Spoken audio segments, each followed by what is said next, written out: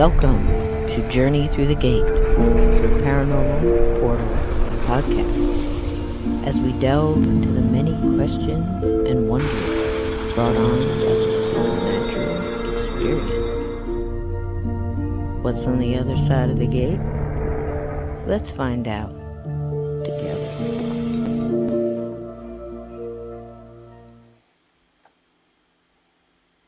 Hello, gatekeepers. How's everybody doing tonight? My goodness, we had a good time last night with the haunted castles. And Steve is MIA at this moment. I sent him a couple messages. I'm sure if he's there and gets them, he will pop in here.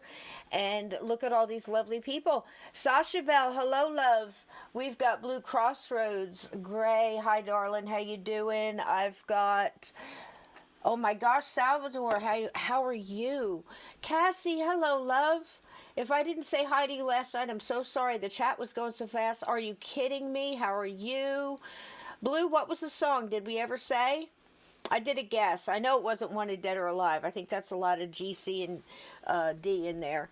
But he was throwing chords up there and asking us to guess. I was going to throw him off as a Steely Dan, but if there were chords for Steely Dan, I would have not recognized them, that's for sure. Hello, Pam Smith. Hello, Vixen Doe. Wonderful time we had last night. Maraid, hello, love. I was reading about how you go by Nottingham all the time, the beautiful grounds. Donnie, how you feeling, honey? I hope everybody got their healing vibes last night. I have not heard from PETA. I'm hoping that that situation is much better than it was last night. I haven't heard a word. So if anybody hears from PETA, or if PETA pops in and gives us an update, please let me know. Do it on big caps. I can see it really good if it's in big caps, and there's more chance I'll catch it. But yeah, Donnie, how you doing? Oh, good. Donnie's somewhat better. Like I said, try the yogurt. Active culture, none of that mixed up Yoplait weirdness. You know, you got to get the stuff that's not so processed and everything else. But what is going on with this camera tonight? I can't tell if it's the light. It's fine. It looks like the castle windows are looking a little fuzzy. But can you guys hear me okay? Does it sound good? I was playing around with the mixer a little bit today. I hope the gain isn't too much. I'm going to be coming in hot. Everything looks good. So, all the bacon, thank you so much for all the bacon and the popcorn. Tonight I have, I got this cute little, you guys are going to know, you're going to laugh at me because this is probably the only time I'll ever use it. Thank you so much, Sapphire Elf, and welcome in. Hi, Glenn. Hi, Edna. How you doing? I don't know if you've ever seen these. I don't know how good it's going to turn out. Let me hold can you see what I have there? Can you see the beautiful roses on this plate? It's one of those lady tea plates. I don't have a lot of this kind of thing, guys. I have the big Tigger mugs and the skull mugs and stuff like that. But here's one, and you can't really see because the leaves, of course, are... Here you can catch a piece of that little pink rose there. Is that the prettiest little thing? So it's for, I guess, when you're trying to feel fancy and you're sitting and you're having tea. So I thought, how apropos, because this spring it's going to wind up being made into a bird feeder. That's what I bought it for. I paid $4 for it at the Goodwill. Not a chip or crack in it. But tonight for our Royals, I thought I would go ahead and I've got the good big cookies. The good cookies. These are the Chesapeake. Yeah, the Pepperidge Farm Chesapeake. You bet, with the pecans and the chocolate chunks. And the rose and lavender tea. So I'm all ready. I was going to make myself a foil crown, but I didn't want to make anybody jealous. I think I heard this old rattlesnake. Did you guys hear any hissing in the grass? I think I might have heard a little hissing in the grass. Is that my buddy? Hello? Rattlesnake doesn't hiss. He rattles. He rattles. That's right. He rattles. How are you, my love? I'm doing good. Sorry, I'm running late. Can you hear me okay? I hear you great. It looks like you got some plasma behind you, sneaking up on you. Is that a friendly ghost, or is that... I think so. Ectoplasm back there behind me. I love Still don't have my sign plugged in. I unplugged that when I left to go to San Francisco. Did you? Like 3-4 weeks ago, and I still haven't plugged it back in. I've got stuff piled on top of it. I So know. get there. Call DoorDash. They'll come plug it in for you. It's Yeah, the amazing. That thing Amazon, amazes me. they were going to, I think, send out and do a welfare check on me. I didn't have anything delivered for a couple of days, but I'm That's back in funny. the groove now. I've got Amazon coming. eBay Had was doing that with imperfect my son. had imperfect foods today, and then I've got UPS and FedEx tomorrow, Nice. and I think Amazon again. Nice. I love Very nice. shopping online. Do you? Yep, I I don't mean, like people. I do. I get the Chewy. I do the Chewy stuff for the Mr. Dickens and Helen Wheels. They get the Chewy stuff, and it's. I just you can't beat it if you're trying to beat these outages that they have. You're buying by the case or whatever. 40 pounds a litter. You can do it as I don't like reoccurring things because I don't like those. Even if it's something small like a subscription to Netflix or something, I mean, it can surprise you sometimes, And it adds up. I've Yeah. got like a dozen that Mm-hmm. I forget until they charge them, and I thought, I'm gonna Son of I'm a gonna bitch. I know. unsubscribe from that next time, and then I always forget. Yep, I've got yep. Netflix, I've got Shudder, I've got Peacock, I've got Oh my good I God. don't know Yeah. Hulu. Yeah. I've got like a dozen, and I don't have time to watch any I of don't them. watch any of them. I shut them all Got down. some people every now and then I'll watch something. See some I people get here so in the busy chat. on the YouTube and Rumble and stuff. You know what I Yeah, mean? Vixen It's Doe just saying hi. Aunt hello, Edna's here. Aunt Edna, I sent you an Pam audio Smith. file. Did you ever get that? You probably wondered what in the world that was, but listen to that. I think that might help you. Who else is here? Oh Be gosh, yeah. kind. Linda Lee Chavez, Donnie says he's Master feeling better. Poe, Donnie Cho. Glad you're feeling better, Donnie. We hadn't heard anything from Peter yet. Last night there was a car accident, I believe, in the family. I'm not sure Uh-oh. who, but we were sending out healing vibes. So if you hear anything, please let Yep, me know. indeed. I'm Go drinking back with to my that Tudor screen. Rose teacup for all my English ghosts tonight. Did you catch any? I saw you in the chat. Did you catch any last night? A little bit. I've got tonight. I've got Minor Figures oat latte. Minor Feet oat latte. Oh, you were drinking Coffee. that oat last time. Yeah, different brand this time. Imperfect Foods brought this today. It's pretty good stuff. It's Awesome. more coffee than the other one. Still don't know about the oat milk. I can't find the oat titty, but I'll take their How do word you from milk it. an oat? I think it's oat juice, but either way, it's got a good caffeine punch to it. Right. And Wow. they're not a sponsor or anything, but check out Minor Figures oat latte. Good for what ails you. And Blue is saying pain meds make you sick to your stomach. Yep, they do. I'll tell you what, I know this is going to sound absolutely crazy, but I was very good friends when I worked at PetSmart. I was customer service manager at PetSmart for a while. I know. I've done so many things. I know. So anyway, I got good friends with the Banfield vet. And this was in Alabama. And she actually went to Cuba. There's something going on with your device running. Yeah, camera. I see that. Hang Okay. on a minute. Nope, you Sorry. take your time. You take your time. I'll tell you. I'm still here in spirit, okay. but It's okay. just can't see me right now. We'll take all the spirits we can get. That's fine. So anyway, she worked with herbal stuff too, and she was willing to listen. So we worked together quite a lot trying to help animals, and long story short, we did. So this one time, I needed an antibiotic. I'm not going to tell you she gave me some animal antibiotics, but I'm not the only one that's taking them. Anyway, I took some doxycycline, and that stuff tore me up so bad I never gave it to another animal, except Texas Cyclone is what Oh it's my also gosh. known as. You got to take that with active culture yogurt. It stops the cramps and all that other stuff. I mean, but it has to be the cheap crap, like the store brand with active culture, no aspartame, just fruit at the bottom or plain vanilla or whatever. But 2 or 3 of those a day will really help for about 3 days when you're on antibiotics. In the refrigerated section next to the produce, some stores have it. It's probiotic. It's a little shot, and it's got like billions of active cultures in it. Yep. Get you 4 or 5 of Some of those. that. Do one every day, twice a day. It'll take care of any gut problems. There you go. So, I don't know what you're doing down there, honey, but you can, if you want to stay down there, I'm going to play a video, if that's cool with you. Yeah, go ahead. I'm getting everything set back up here. Last night, to take your time. Camera turned itself off. You take your time, sweetie.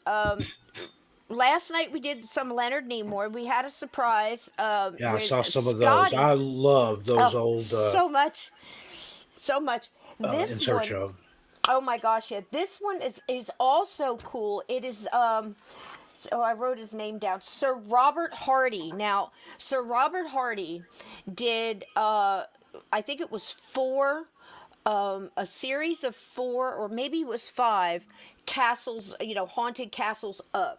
So, haunted castles of Scotland, haunted castles of Wales. We saw some clips from the Wales one last night. We saw, I think, one from the England from him. I'm not 100% sure last. I think it was just the Wales. But anyway, tonight I have the Scottish ghosts with him, a couple of clips. I have a wonderful ghost story about, what would Castle Ghosts Weekend be without a bagpiper, right? And a wonderful ghost story with bagpipes involved. And then we've got, I heard him pop back in here. And some other ones. So I've got one here that Steve, I've been holding back. I held it back last night because I wanted Steve to see it. And this is the one that, Steve, you're going to know it right away. But good old Tom. And I know you know what I'm going to say. And then I'm going to stop it and we can talk about it because, man, this guy was a piece of work.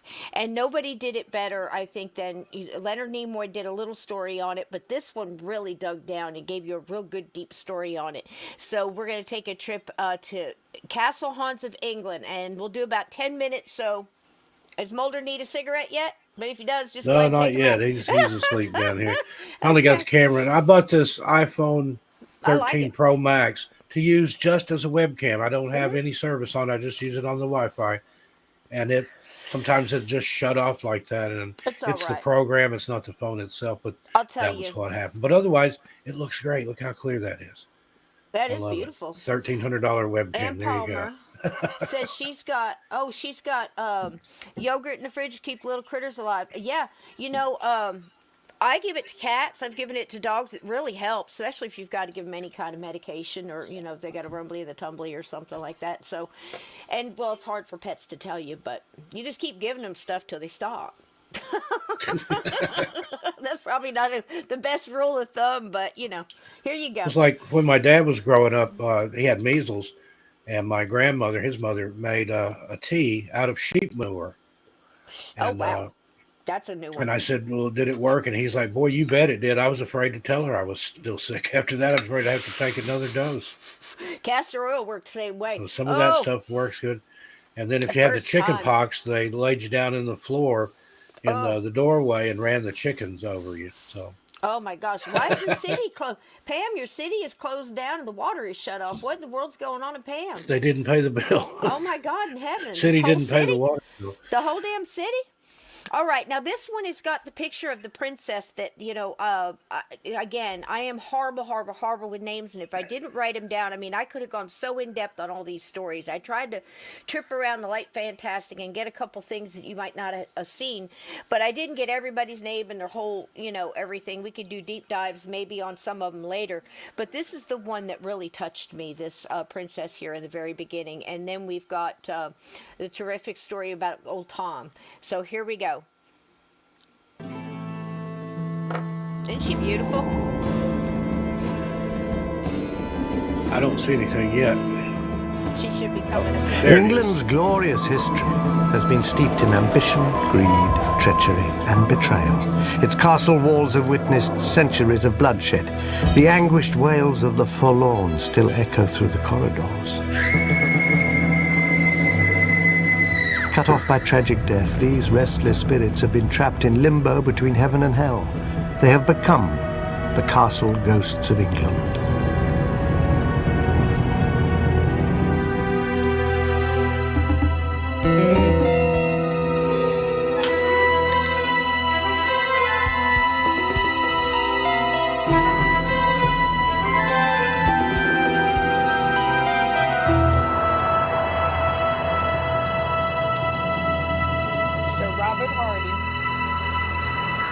Do you believe in ghosts? I do. Ever since at the age of 6, I ran panting downstairs and said there was a grey lady standing silent outside my bedroom door. I'm not alone. 40% of the English believe in ghosts, and 1 in 7 people claims to have seen one. Spirits continue to haunt us from the dim recesses of a darker history.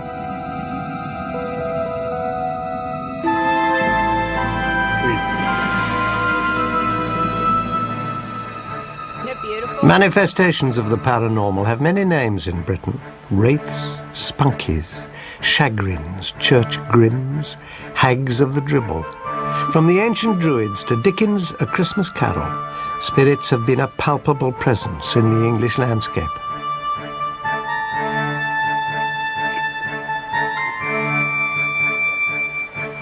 On the west coast of England's remote Cumbrian region stands Manchester Castle, where 2 bloody murders triggered a series of strange events that cannot be explained.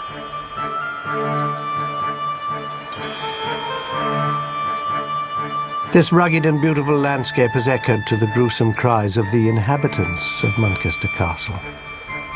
Its walls loom over the treacherous quicksands of the River Esk in the valley below.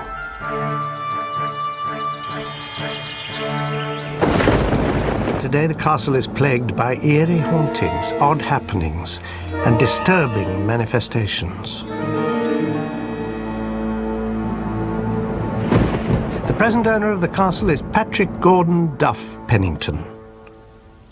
There have been Penningtons here in this castle, I know, since the early 13th century. Do you think that the spirits, the manifestations, the spectres, give the family special attention? I don't know. I like to think that they feel that we belong, and we like to feel that we belong to them a bit.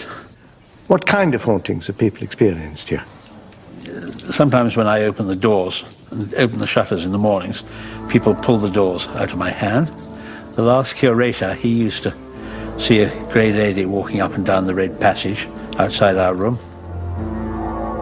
The tapestry room, people have slept in there and have asked to be moved. They hear people cry when they feel cold.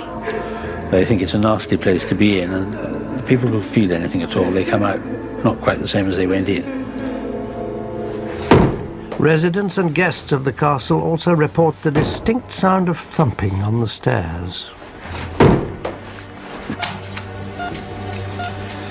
Evidence of paranormal occurrences was so strong at Manchester Castle that the family called in a team of specialists to investigate.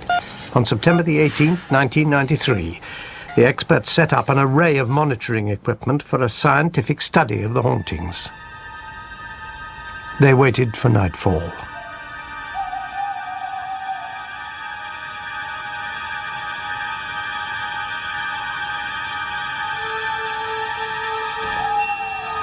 At 10:40 p.m., the investigators felt the temperature drop dramatically.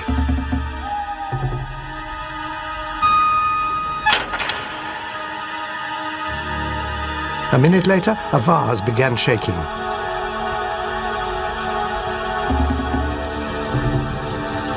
Then a loud thud was heard, followed by 3 raps. The investigators noticed a movement past the door.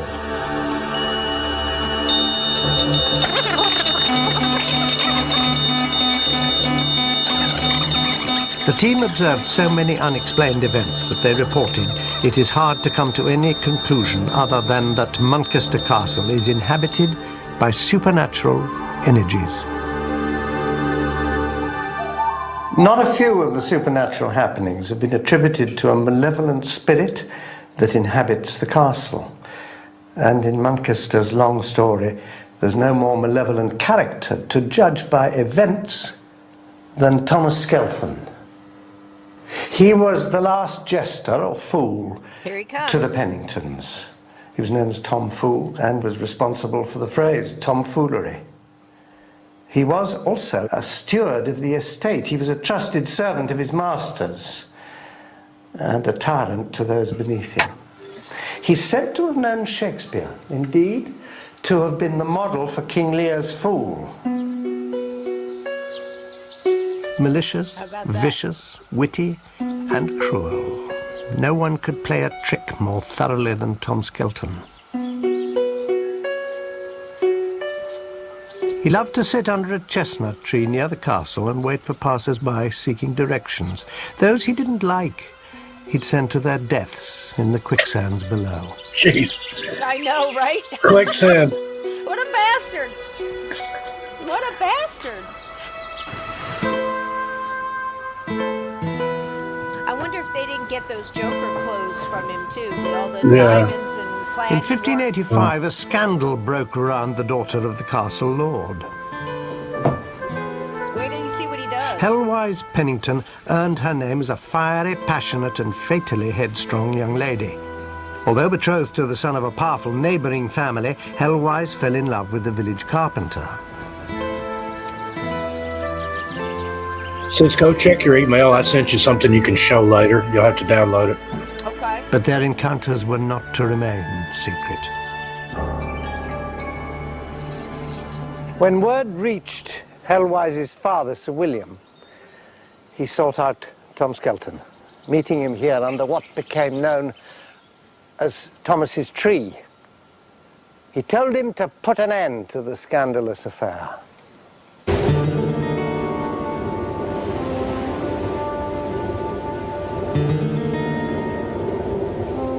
Skelton summoned the carpenter to the castle under the pretense that he was to meet his beloved Helwise. Once there, he plied the carpenter with cider until he was drunk and insensible.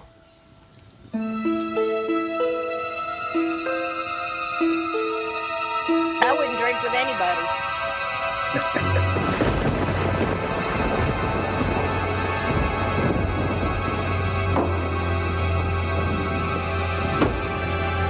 Then Skelton used the carpenter's own tools, a mallet and broad chisel, to hack off the young man's head.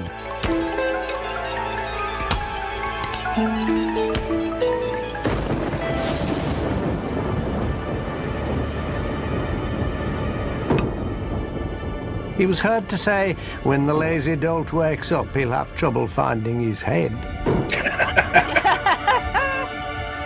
Terrible, Eddie. Always one to please his master, Skelton presented Helwise's father with the young carpenter's head. History does not record Sir William's reaction. Hey, Jeanette Sanchez. Hey, Jeanette.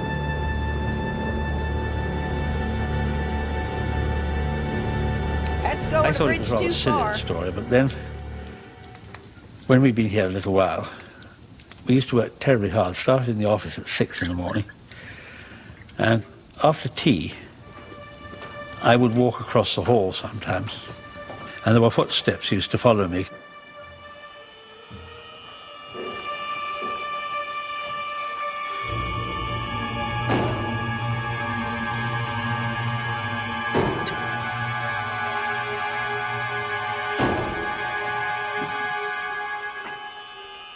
You don't think it could possibly have been an echo? No, I tried that out. No, it wasn't. And I've tried it with sort of shoes that didn't make a noise, but I always heard the behind me. The thumping heard in the hallways could well be the sound of Skelton dragging the young carpenter's body through the castle.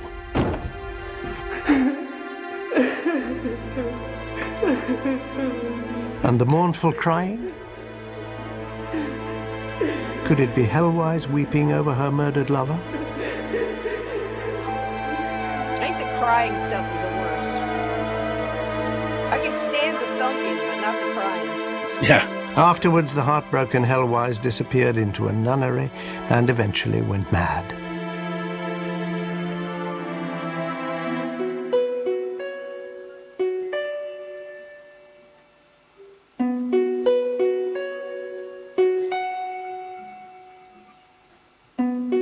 As for Thomas Skelton, he never paid for his crime, but fate has a way of meting out justice.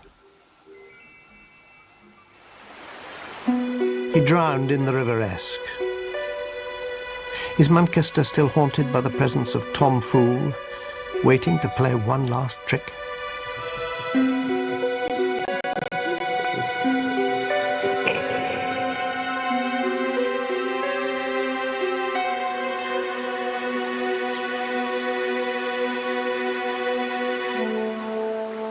200 years later, these dark waters were to claim more lives and give rise to another apparition.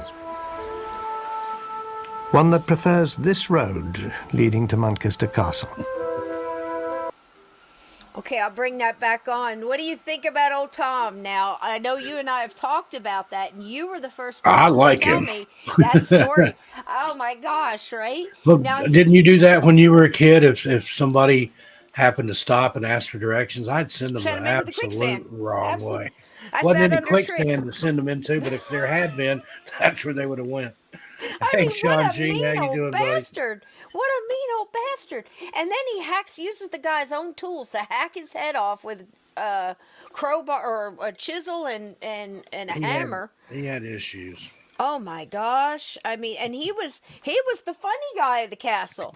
He Yeah, was the he jokester. was the comic relief. Yeah. What did you call him? The court jester. Mhm. Court jester, that's what he was. And it's funny when you look back at all the clothes he wore, there was two portraits of him. One that you saw, that real long one, almost looked like it was in that Disney thing where the picture gets longer and they're standing over alligators or some kind of mess. That's Yeah. what that picture reminds me of. But there he is, old Tom. I mean, wow. And to last all this time, can you imagine? You know, we've got lots of things like that, like Doubting Thomas. That goes way back. I mean, that goes to the Bible, right? Yeah. And then you've that's in got the Bible. right, and then you've got you know, can you guys think of anything that's lasted that long? You've got tomfoolery came from this guy, and so many things that have lasted the test of time. You know, so many we've lost. I mean, You had to really leave an impression for your name to still be, centuries how later incredible. used to reference something. And you get a few like that, but Well, I thought about Henry VIII too. I mean, most people remember the stuff about him. We were talking a little bit about him last night about, the 6 wives and how he wanted to get a divorce and they wouldn't give him, the church wouldn't give him an annulment. So he just, changed it and started his he own made church his own church, and the put himself Church in of charge. England, and gave Yeah. himself a divorce. There you go. Yeah. And then, just, adultery. They blamed this poor girl. I mean, she was so young. It wasn't, her foot wasn't on the ground off the boat for an hour before she had to marry this galoot, And it's something else. And the first wife he was married to like 20 something years. And then he was just tired that she didn't give him a son. And I'm watching stuff today because I was trying to get you some more information, more videos and stuff. And they were going through the different bedrooms and the beds. Apparently their beds were like a big deal. They had to be made. It took like 30 people to put them together. Wherever they went, they took them with, all kind of crazy stuff. But when these women had children, there was a thing called to go past the Golden Gate. And I'm wondering if that has lasted too. Like, I've always thought the Golden Gate being, the gates of heaven or St. Peter or, something like that, or Golden Gate Bridge or things San like that. Francisco, there you go. Yeah. But they Gateway said, to the West and the Right. Gold Rush. But Henry started it where it says only the most trusted in the castle could go past the Golden Gate, and that would be his bedroom wall. But there were 70 people present in the room while these women are having kids. As a 70 spectator's people. sport. There were 12 there while he's sitting on the royal throne in the morning to look at the chamber pot to see if he was okay. 12 people standing around you while you're having your morning constitutional. How about that?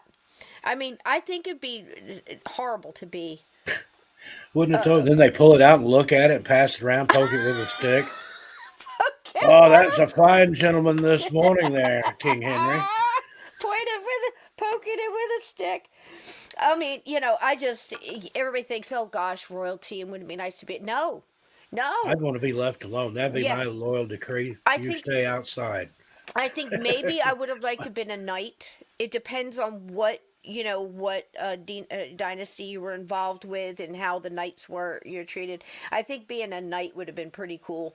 I would have rather been out in a battle than dealing with that crap in the Oh, castle. man, But no. man, They had that to was wear that something else. armor and they had to fight. Yeah, And this is true. get knocked off your horse, you're pretty much screwed. You can't get up without help. Like a turtle. 'Cause you had your serfs, that were supposed to help you up, your Uh-huh. seconds and stuff. The but, royal butt wiper. Yeah, Linda. Really? Yes. if you've ever watched The Tudors, Inspectors, that was yes. on HBO, which is all Uh-huh. about King Henry and Oh. that there were some very unusual jobs Mhm. that people performed for the king. I'll leave it at that. Yeah. Watch The Tudors; it's worth I'm with- watching. I'm with Cisco, I Dawn. sent you a file there. I've If seen you it. could, if you can download it and show it, That's one that I wrote and produced, and Tanya narrated for Unicorp's Tales channel. Oh, cool. That it's Let me see all if I can about get it. everybody's favorite queen, Anne of 1,000 Days, Oh, Anne really? Boleyn, Oh, wow. and her ghost. And nice little video. I had fun putting that together. That was a series. I think we got 3 episodes of it finished, but that was the only one I had here on my hard drive currently. If you like that and want to watch more, I'll send more next time. All right. Let me see if I can pull it down without knocking everything off. You know, I got to do things wild here. I've got one short one. I'm going to see if I can do that right after I play this video, because I've got one. I wanted to go a little bold here, because I didn't want to shy away from the story, because it's very hard. This one is in Japan, but it was so different, and I think it really has a connection to today's times as well, because it was actually, I believe, and other people too, that it was the inspiration for The Ring, with the girl coming from the well. But it's a great story, and it amazes me thinking back. Okay, we know about, like I said, with Henry VIII and the stories. The stories are going to be passed down as they were passed down. Like they say, the winners of the war writes the history, right? That's right. We don't even know if half of this stuff is true. I know this sounds weird, but because of the ghosts, if the ghost matches the story, I believe the story even more. Such as Anne Boleyn running down the hallway to ask for Henry VIII's forgiveness. She had gotten away from the guards, and he was in the chapel praying, and she runs down the hallway. That's the ghost that everybody sees running down that hallway, not her running down the hall looking for her head. This was before that happened, so she very well may be walking the grounds with her head under her arm, like they say, but when she's running down the hallway, so that gives validity to the lifetime story to me, that she did go down there to ask him forgiveness, and he locked himself in the chapel there and wouldn't listen, but and that's just even worse. Can you imagine putting somebody as a mother, your kids and everything else, just to get her head, I don't know. I guess it just depends, like I said, it's an old history, and we're not really sure, game of telephone changes. How could the story be, right all the way down? But like you and I say all the time, Steve, sometimes the weirdest stuff is the truest thing. Yeah. The oddest thing. Like, I have no problem believing that about Tom Fool. Yeah. And He would what send he did. people down to the swamps to their death. You got to love the cheekiness of the guy, if nothing else. Cheeky. Go that way, you'll be fine. And then he's sitting there. Yeah, it's kind of crazy. But let's try this one. It's kind of neat, and it's got a lot of nice scenery for you guys too. Stuff we don't get to see a lot. This is one of the most beautiful. I've seen a lot of beautiful castles, but I'll tell you what, this is just something else. So I hope you guys enjoy it, and I'll do my very best, because it is Japanese, for Pete's sakes. Okay, here we go. Isn't she beautiful? Himeji Castle.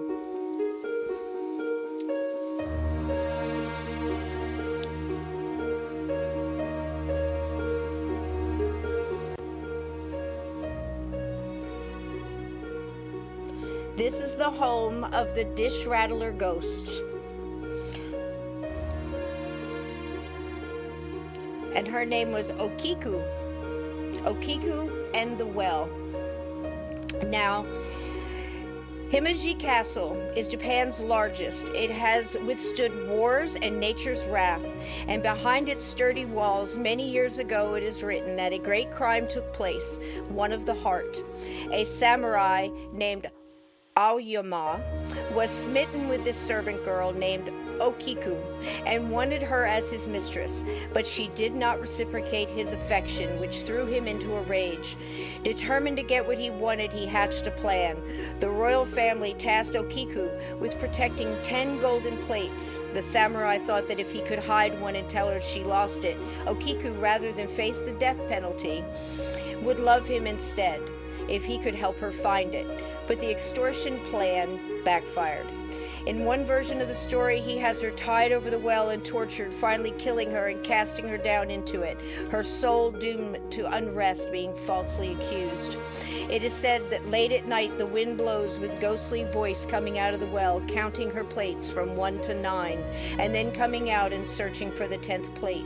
Okiku's ghost is said to have visited Ayuma every night, begging him to put back the plate, which drove him into madness until he killed himself. Okiku still crawls from the well to count her plates to this very day. There's her well, and it is right outside of the castle, and they say that they have it now covered, but it does not keep her ghost from crawling in and out every night. And on the wind, through the cherry blossom trees, between 2 and 4 a.m., you can hear Okiku still counting. And the cherry blossoms also hold a meaning for us here. Branches turn to bud, then they bloom in their beauty. 1 2 3 4 5 6 7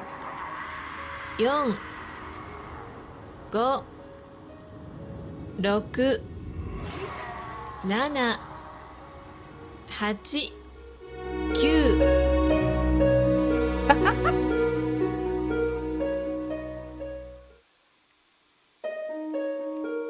There you go, guys. All right. So, and the cherry blossoms, I thought this was really cool and apropos for this chat. The cherry blossoms also hold a meaning for us here. Branches turn to bud, then they bloom, living their life in the beauty of the sun, and then shaking and swaying in the mild wind, and then they fall. And such is life. So, revel in the sun and in your beauty, bloom where you're planted, and think of the cherry blossoms. Their time here is short, but oh, the beauty while they are. So there you go. Okiku. Had you ever heard that one? Heard similar version of it, but yeah, I wouldn't doubt if that's not the inspiration for the ring. Yeah. With the, yeah. with the well and everything, and then the ghost tries to get out of the well. Right, and there's another version. There's actually two. The one I read you was the one that they tell at the museum.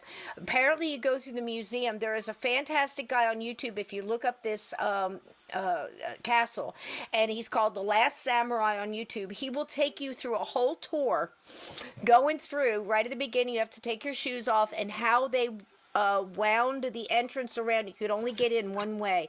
It was strategically unbelievable how they did everything. If you got through one section, you would get arrows. You know, if you got past that, it was like a video game. If you got past that, you know, you got rocks coming down on top of you. If you got through the next part, you had spears coming down because they made the tunnel real small, so you couldn't fight. You had to hunch down. It was brilliant. And it still stands to this day, and it's one of the best kept, castles out there. And the amazing part is in 1945, when we were dropping bombs and stuff in the war, the entire city was just about decimated, except there it stood in the middle, and they said that it gave everybody hope. So there you go. Wow. Filled with hope and cherry blossoms for everybody. Cool story. Now, Steve, I don't know how I can download this. I have to download it and then re-up it through the thing to get it in here, but I can probably play it next week. Okay. If that's okay. I don't know if I can get it on here. I have to download it, put it up in my YouTube, and then I can get it on. But absolutely, we can do it next week. I wanted to tell you, last night we had an update with Blue and his pictures. Remember the pictures he was showing that on the work site with the boots and everything? There's supposedly been some activity in the area. People are hearing like the wailing, and I believe he said there was a sighting, didn't you, Blue? Or people were saying they saw something, but I thought you'd be really interested in that. Yep, indeed. I told him to keep us posted on it, so there you go. All right, so that one was, let's try a little of Scotland. I promised you guys a bagpiper ghost, and I'm going to give it to you. How'd you like that one, guys? Weren't the cherry blossoms absolutely beautiful? And I think it's wonderful. I can't imagine walking through all that. You know, I've never even been to Washington to see all the cherry blossoms blooming there, but I imagine they know much better how to do it in Japan, right? Oh, Blue says here, a farmer had a sighting about 3 miles from there. Well, there you go. There you go, Steve. How about that? I think he's got a lot of activity going on up there. Yeah, sounds like. All right, let me see if I can pull this up. All right, so here is our same Sir, oh gosh, what is his name again? Oh my God, so many papers here. Sir Robert Hardy. Yet again, he does such a great job with this. This was a great series. All right, now I had to split it in two little things here, so we'll get it all done.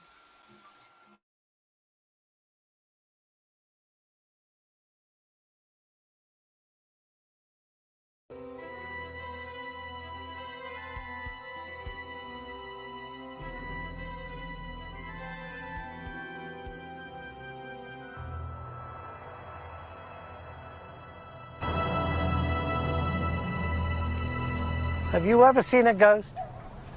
Some shadowy form glimpsed out of the corner of your eye? A half-seen figure that disappears suddenly the moment you turn to face it? Here in Scotland, where I live, I've more than once had the uncanny feeling that, though I may be alone, someone or something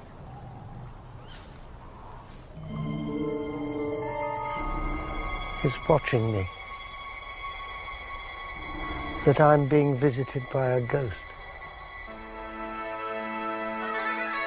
That is not unusual in Scotland.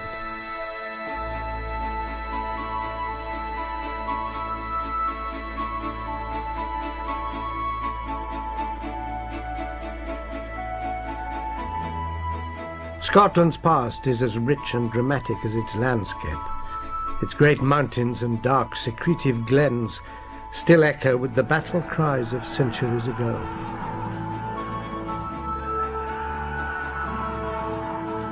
As well as Scotland's warlike traditions, there exists a strong belief in the powers of the supernatural.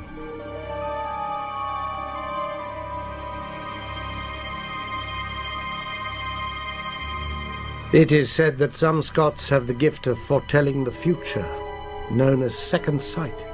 Each clan had a seer who was given to premonitions. But this gift of prophecy is more often a curse, for death and disaster constitute the commonest visions. All over Scotland, relics of an ancient past confound modern man with their strange images and sounds. Scotland's turbulent history seeps into the present day and creates powerful apparitions. And Scottish castles, where much of that history has been played out, are where a great many of these hauntings have been experienced. Their very stones echo with the struggles they have witnessed. It is in these strongholds that the ghosts of the victims linger on.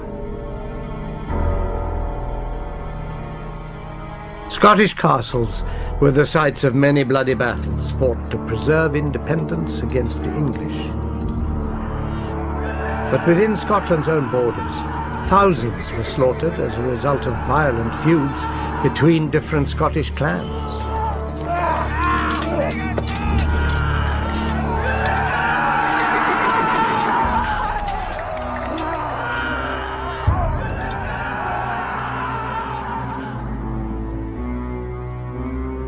A haunted fortress stands on the west coast of Scotland, in the region of Argyll.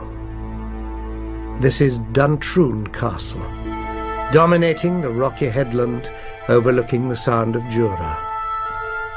Built more than 800 years ago to guard the surrounding countryside against raiders from across the sea, Duntroon is the oldest continuously inhabited castle in Scotland. Now a peaceful home, it was once the scene of bitter clan fighting. To this day, Duntroon is haunted by the heroic deed of a lone piper who paid for his clan loyalty with a gruesome death.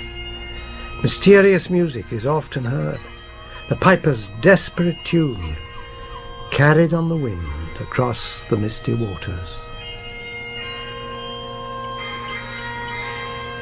The sound of Scottish pipes has haunted the castle for many years, summoning memories of Duntroon's brutal past.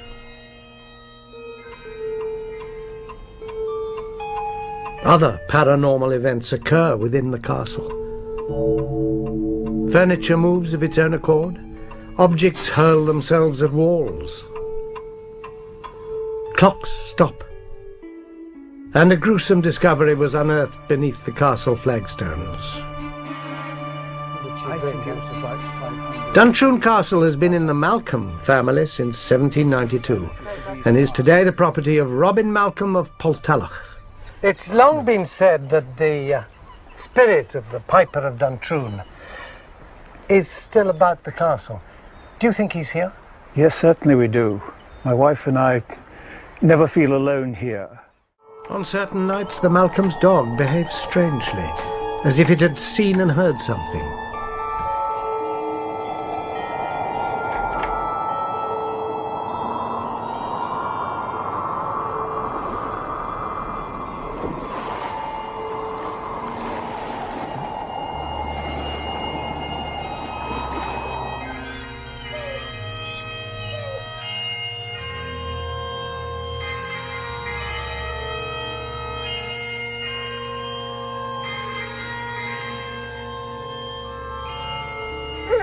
I wish I could see what it is the dog's seen or felt. I haven't yet, but I hope one day I shall. To understand the hauntings of Duntroon, we must return to its blood-stained past. Duntroon was owned by the powerful Campbell clan. During the 1600s, Scottish clans were fiercely individual, ferociously holding sway over their regions. At that time, as a result of a civil war raging across Britain, the Scots were divided. The Campbells fought on the side of Parliament, while others, like their enemies the MacDonalds, supported the King, Charles I. Hearing that most of the Campbells were away from their castle at Duntroon, Colkitto, a MacDonald chieftain, took advantage of the situation and attacked the castle.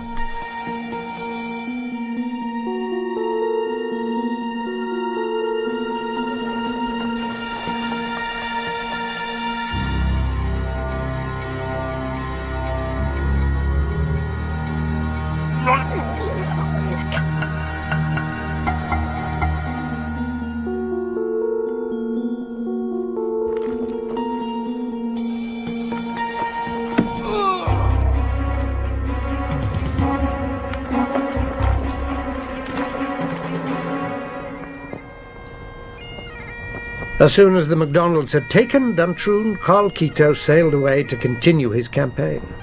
He left behind a small garrison and his loyal Piper to guard the castle. Pipers held an important place within the Scottish clans. Well educated and travelled, they ranked highly in the chief's household. When going into battle, the Piper stood forth alone, piping the men onward, their focus of loyalty.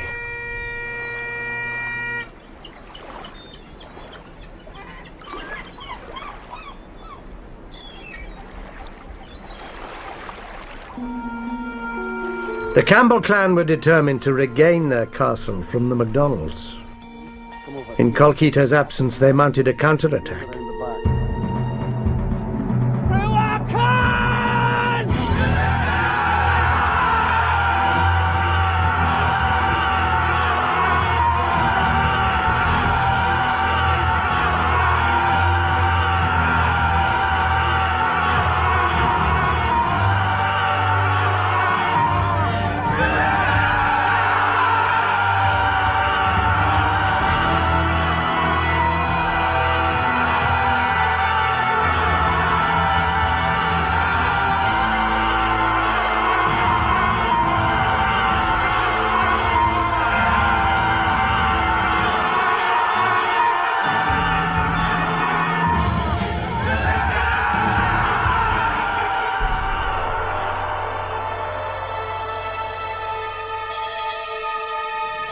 Eventually, the Campbell clan recaptured Duntroon.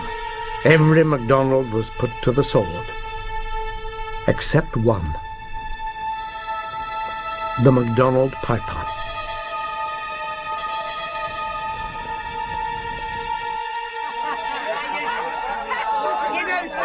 As privileged individuals, pipers were protected.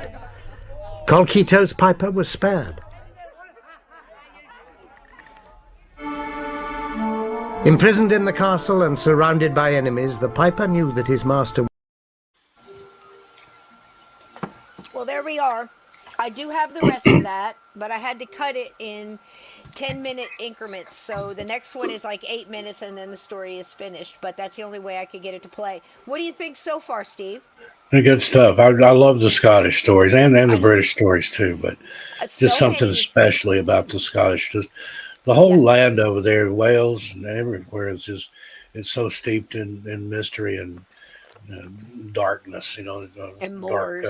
Folklore and stuff. And yeah, the Moors and the myths and the banshees and yeah.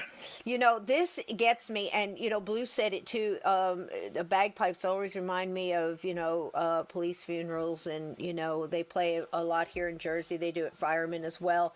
We have a group in one of Mario's bands that he also plays. He plays a lot of brass and saxophone and things like that, but he's a professional bagpiper, and they go to funerals and they do that. They have their little group that they go with, and you've never heard Amazing Grace until you hear it played on bagpipes, right? I absolutely agree, and I think and even Steven would have to be the morning I woke up at one of my first powwows, and I was actually up before the sunrise, and I wanted to go out and see it because that's really something, sitting there, everybody wrapped in blankets, and this one guy, he was full Blackfoot, and he went to the top of the hill. He didn't crawl, he walked to the top of the hill, and he played native flute, Amazing Grace, as the sun came up.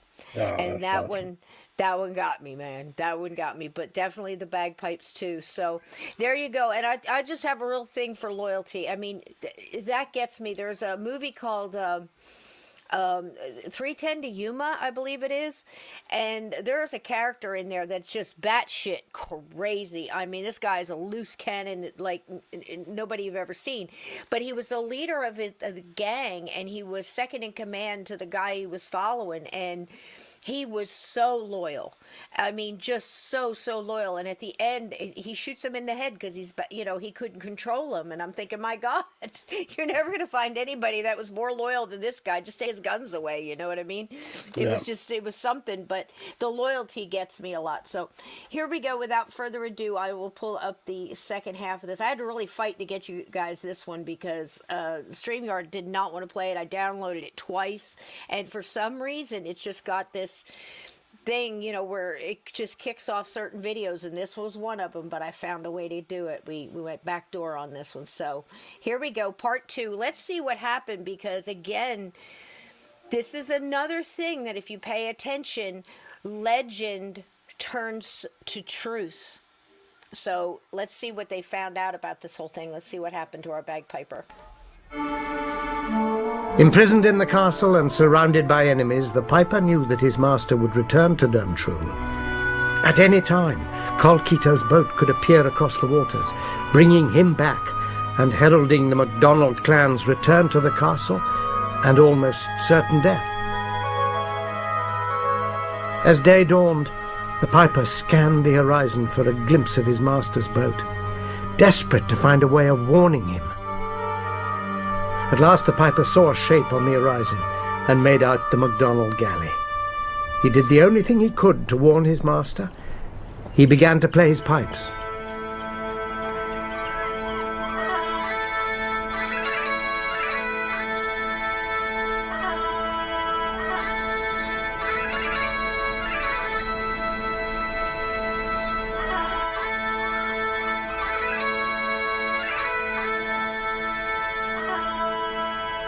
Across the waters, Colkito heard the faint strains of the bagpipes. He thought he recognized a familiar tune and assumed it was a welcoming air from his piper. But as he sailed nearer, the notes suddenly changed. and he realized that this was instead an urgent warning saying to him, "Beware, turn back." Bear away!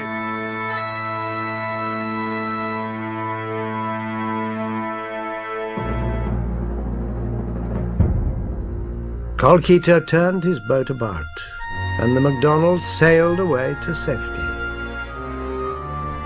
But for the piper there was no escape.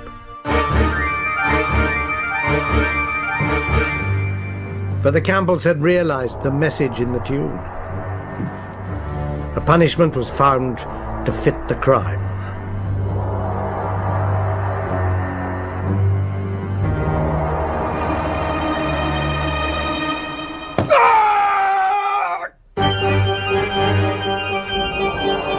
They cut off his hands so he could play no more. The piper bled to death from his wounds. Those who dismissed the story as a romantic myth were suddenly confronted with gruesome evidence. In about 1880, a chilling discovery was made beneath these flagstones.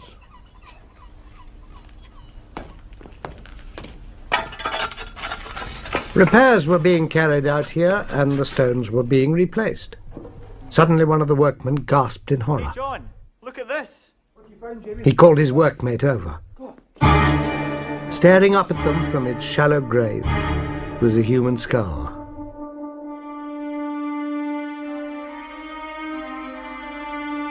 When the surrounding slabs were lifted, a full skeleton was revealed. They saw quite clearly the skeleton had no hands.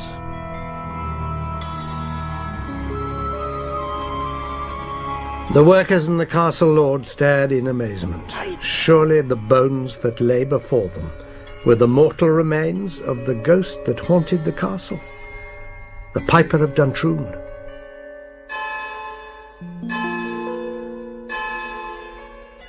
We commend into thy hands, most merciful Father, the soul of this our brother departed. The lord of the castle asked the bishop to give the skeleton a proper burial and to exorcise the spirit that roamed Duntroon. With us. The grace of our Lord Jesus Christ, the love of God, The bishop performed the rite of bell, book and candle. and the fellowship of the Holy Ghost be with us all evermore. Amen. But despite the exorcism, the piper's spirit still seems to dwell within the castle. But though he is nameless, his courageous act has immortalized him, the Piper of Duntroon.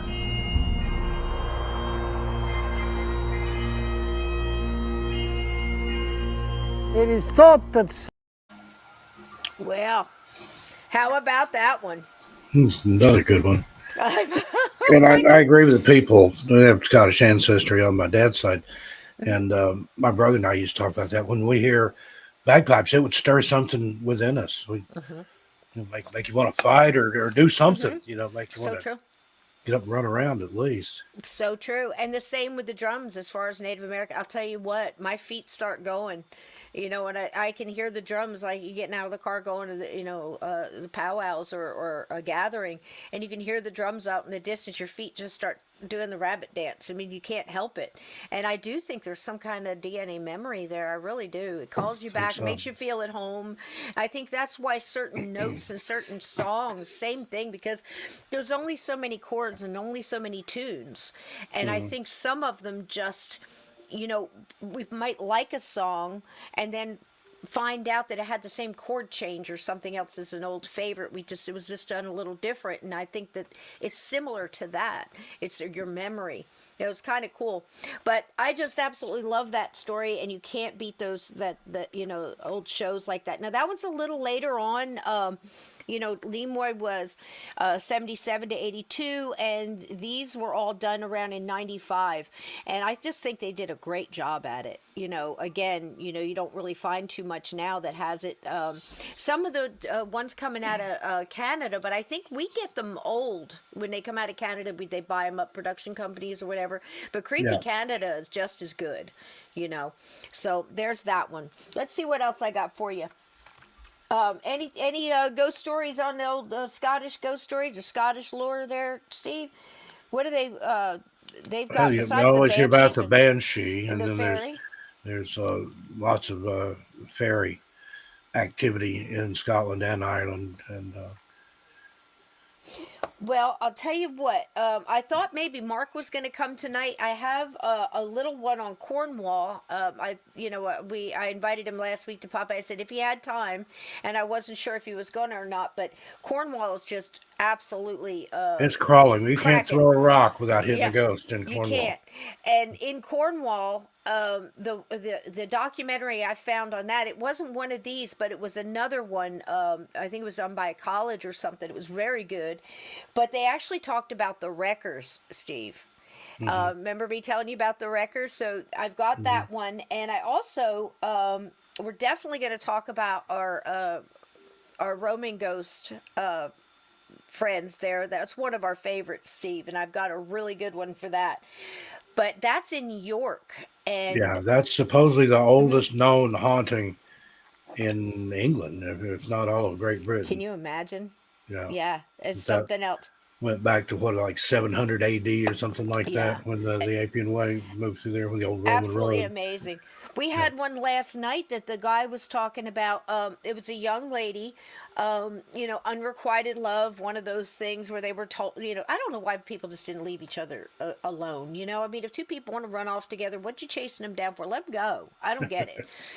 But they went and they hunted her down, and she died without him. And the guy said, it was so beautiful the way he put it. He said, after ghosts linger a while, do they dissipate over time? If nobody's paying attention or they're not remembered, do they just start to dissipate? And he said that this woman is a full apparition. She hasn't faded at all over 900 years. So there goes that theory. And we have so many of those that are like that, and we often talk about that stone tape theory and whether it's just a replay or if it's an intelligent. We've seen both. Yeah. We really have. So let's see. So we're going to York, but before we go there, I thought it would be kind of neat if I can find the right one here. I think I can. Yep. One of the channels that I was looking through offered a short tour through the York Castle Museum, and I thought it was kind of neat, and I thought it would be a nice thing to see again, like we did last night with the Great Hall and some of Hampton Court there, if we could see a little bit of what they display in this castle. So here we go. York Museum. York Castle Museum. Isn't that pretty? Some of these just 5, 6, 1,000 years old, these things. It's amazing to me. They have a whole thing where it's a Victorian shopping section. You can go through living history. And this is their timeline.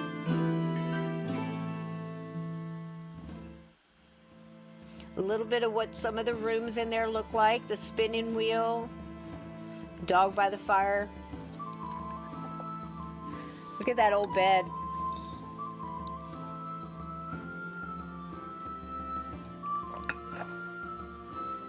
He looks kind of fuzzy, like a Bigfoot picture, Steve.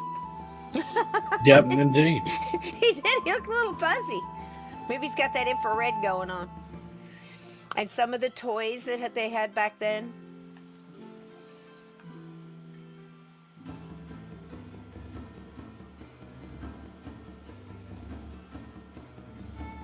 They sure got a lot of stuff crammed in that room.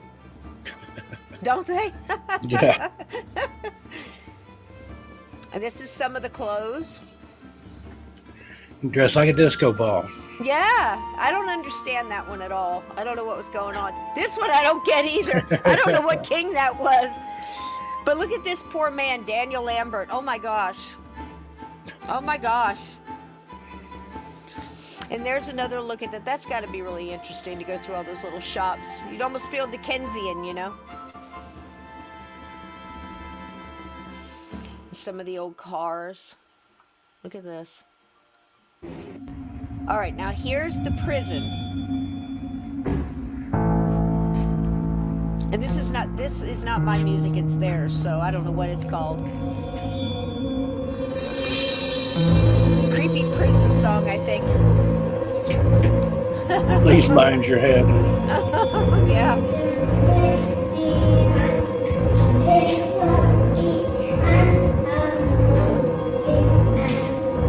I don't know what they're trying to say there. Maybe it's a workhouse. No, George, that's really stupid. Why think Master Turnkey, she's riddled with lice. Surely, you must think pride when we tell George Fatty what a fault in it.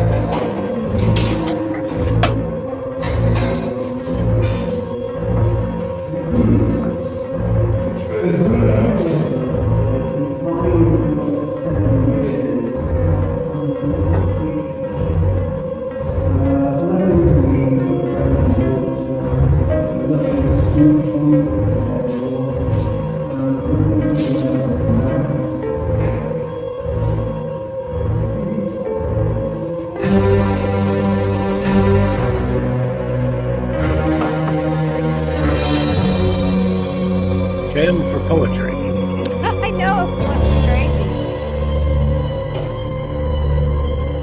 I agree. Bad poets should be locked up.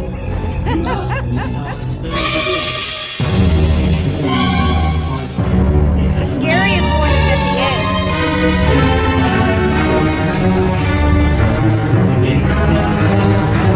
Right there. I don't know, poor woman. It's just like boom, it's her. Pretty cool, pretty cool. Yeah, I like that. I Love to love go there and those. check that out someday. Yeah, when you can go in and you take a little look around inside of the museum and see what they've got. I was trying so hard to get one of the Hampton Court gift shop. Can you just imagine? Oh, wow. You know, the scepters and Now, things that you that's could one of buy. my favorite ghost videos there, where that thing, it doesn't touch the doors. It just kind of steps up there and the doors know. fly open. I'm like, what? It looks like Absolutely. a Skeletor or something, but it's, and they said there was nobody there dressed in costume, anything like that at any time Right. when that was going on, because they do sometimes wear period clothing. Uh-huh. But that was, I don't know what the hell that thing was, but it was very frightening. There it is. There's on the Yep. screen there. There's the picture of it right there. Let me see if I've got it. Yep, it's going to play. And they'll tell you that there was nobody behind it either when the doors open. You can just barely see. Those are big, heavy doors too, and they're I just know. they're flung open before the thing even gets there. Yep, it's so true. So He's true. like, ah, where's those kids that knocked on the door and ran away? Yep. Yep. And I've pulled up a tour that a Beefeater was given. It's amazing. I just the history on them alone is something And else. look I at had that. no. That is Isn't just- that something? You can even see the brocade of the. Yeah, it looks like fur trim around the Right. sleeves and the Mhm. neck of that there. and maybe the bottom. Oh, ugh. That's one of the most impressive ones I've ever seen. That's a fact. But the beef eaters are absolutely amazing. I didn't know you had to have, I think, like 21 years of service in the Army before you can be one. Just all these different things, but they give great tours. And if I can find one where they're talking about it, and that's okay to play, I'll be happy to show you guys in the future. But I couldn't grab it for tonight. So there's that one. Yeah, I agree. Hampton, that's got to be one of my favorites. The videos on Ghost. It hasn't been topped yet for me. I love the brown lady as far as old pictures, and that one in Amityville gives me the creeps. But little boy peering through the banister around the absolutely. bedroom. Absolutely. I think this is our York. Later on, there's been a lot of debunking going on that the Warrens exaggerated stuff and set stuff up, but I want to believe that one is real because that's one of the most frightening pictures I've ever seen. They claimed there was nobody in there. I mean, it's not like the Warrens are going to take a kid with them anyway. Hey, want to go to the Amityville house? Go wait in the bedroom and peek around the corner.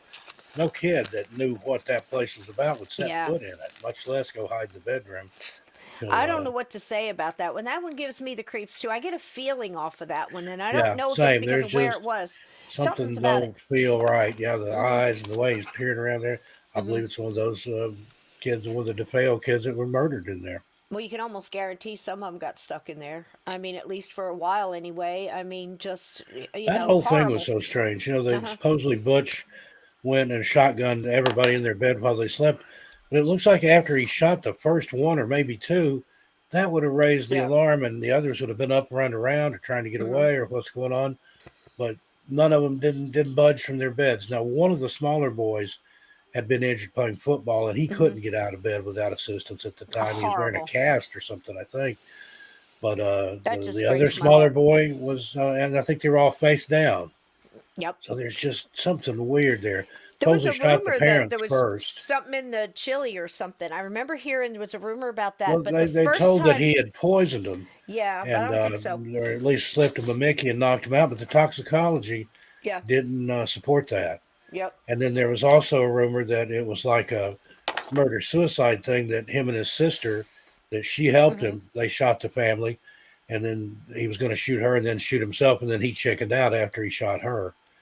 But he claimed that a shadow person in the basement gave him that gun. That wasn't, they never did know where that gun came from other than what he told them. It wasn't registered to him or to anybody there. But then there was other, probably more plausible stories about him having some kind of deals with the mafia or something like that, and that it was like a revenge killing, that he didn't do it, that they killed his entire family and then pinned it on him. And Butch was quite the character. So who knows? I mean, there's just... Yeah. But either way, you can't say it isn't plausible. Then when the Lutzes moved in there and all that stuff happened, and the flies and that priest skedaddled out of there, he didn't like what was in there. Got real sick for a long time.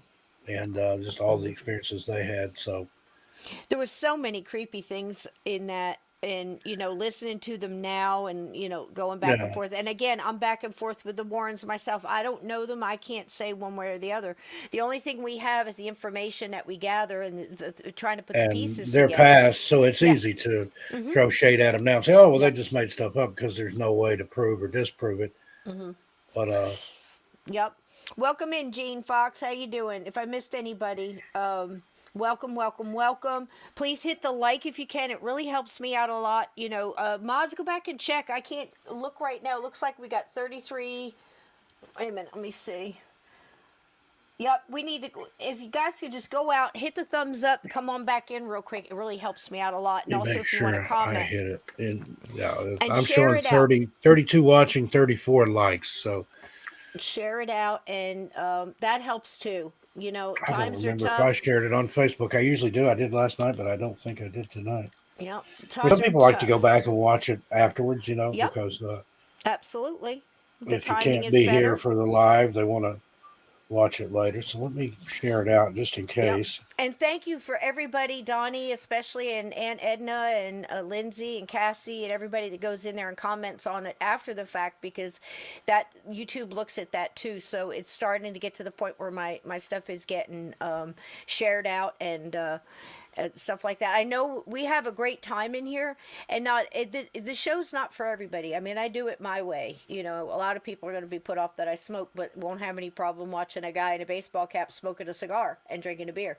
So, you know, we do it our way here, and it's not for everybody, but that's okay, because those people that are supposed to be here will find us, but we've got to send it out there and share it to people, or, you know, just, you know, you got somebody that you're talking to and say, hey, look, you want a nice chat, you know, that you can come in and see some cool stuff, and, you know, and think about these things, and not be, you know, if somebody doesn't believe it or something like that, you know, that's fine. You know, we'll talk about it, because sometimes in those discussions, like we were talking a couple of weeks ago, just remember the old debate club used to have just good discussions about a subject without getting a lot of emotion involved, and, you know, just trying to hash it out, because we don't know what's going on, you know. So there you go. Thanks, Gray. She always watches twice, she says. Love that. All right, so let's go to Cornwall and see some wreckers, because I couldn't believe they were talking about wreckers here in Cornwall when I was telling you about them here in Asbury Park and along our coast in Jersey, where they actually rifle through kids that fall asleep drunk on the beach after the good old bonfire, have been woken up by basically land pirates going through their clothes. And can you imagine, this one kid woke up and the guy was right in his face. He said he could smell his breath. What is, you know, 200, 300, 400-year-old land pirate breath smell like? Can you imagine? Oh my gosh. Thanks, Gray. I love your way too, baby. Remember that song? Don't get me started. Here we go. Let's go to Cornwall. It's beautiful here. Shame Mark couldn't see this. I hope he's watching. Yeah. I'll be right back.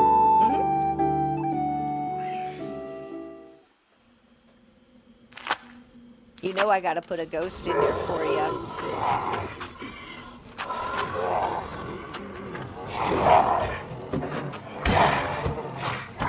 Uh-oh. The gate's open. Why can't he get out? I wonder why. Behind the wild beauty of Cornwall. All right, Gabe.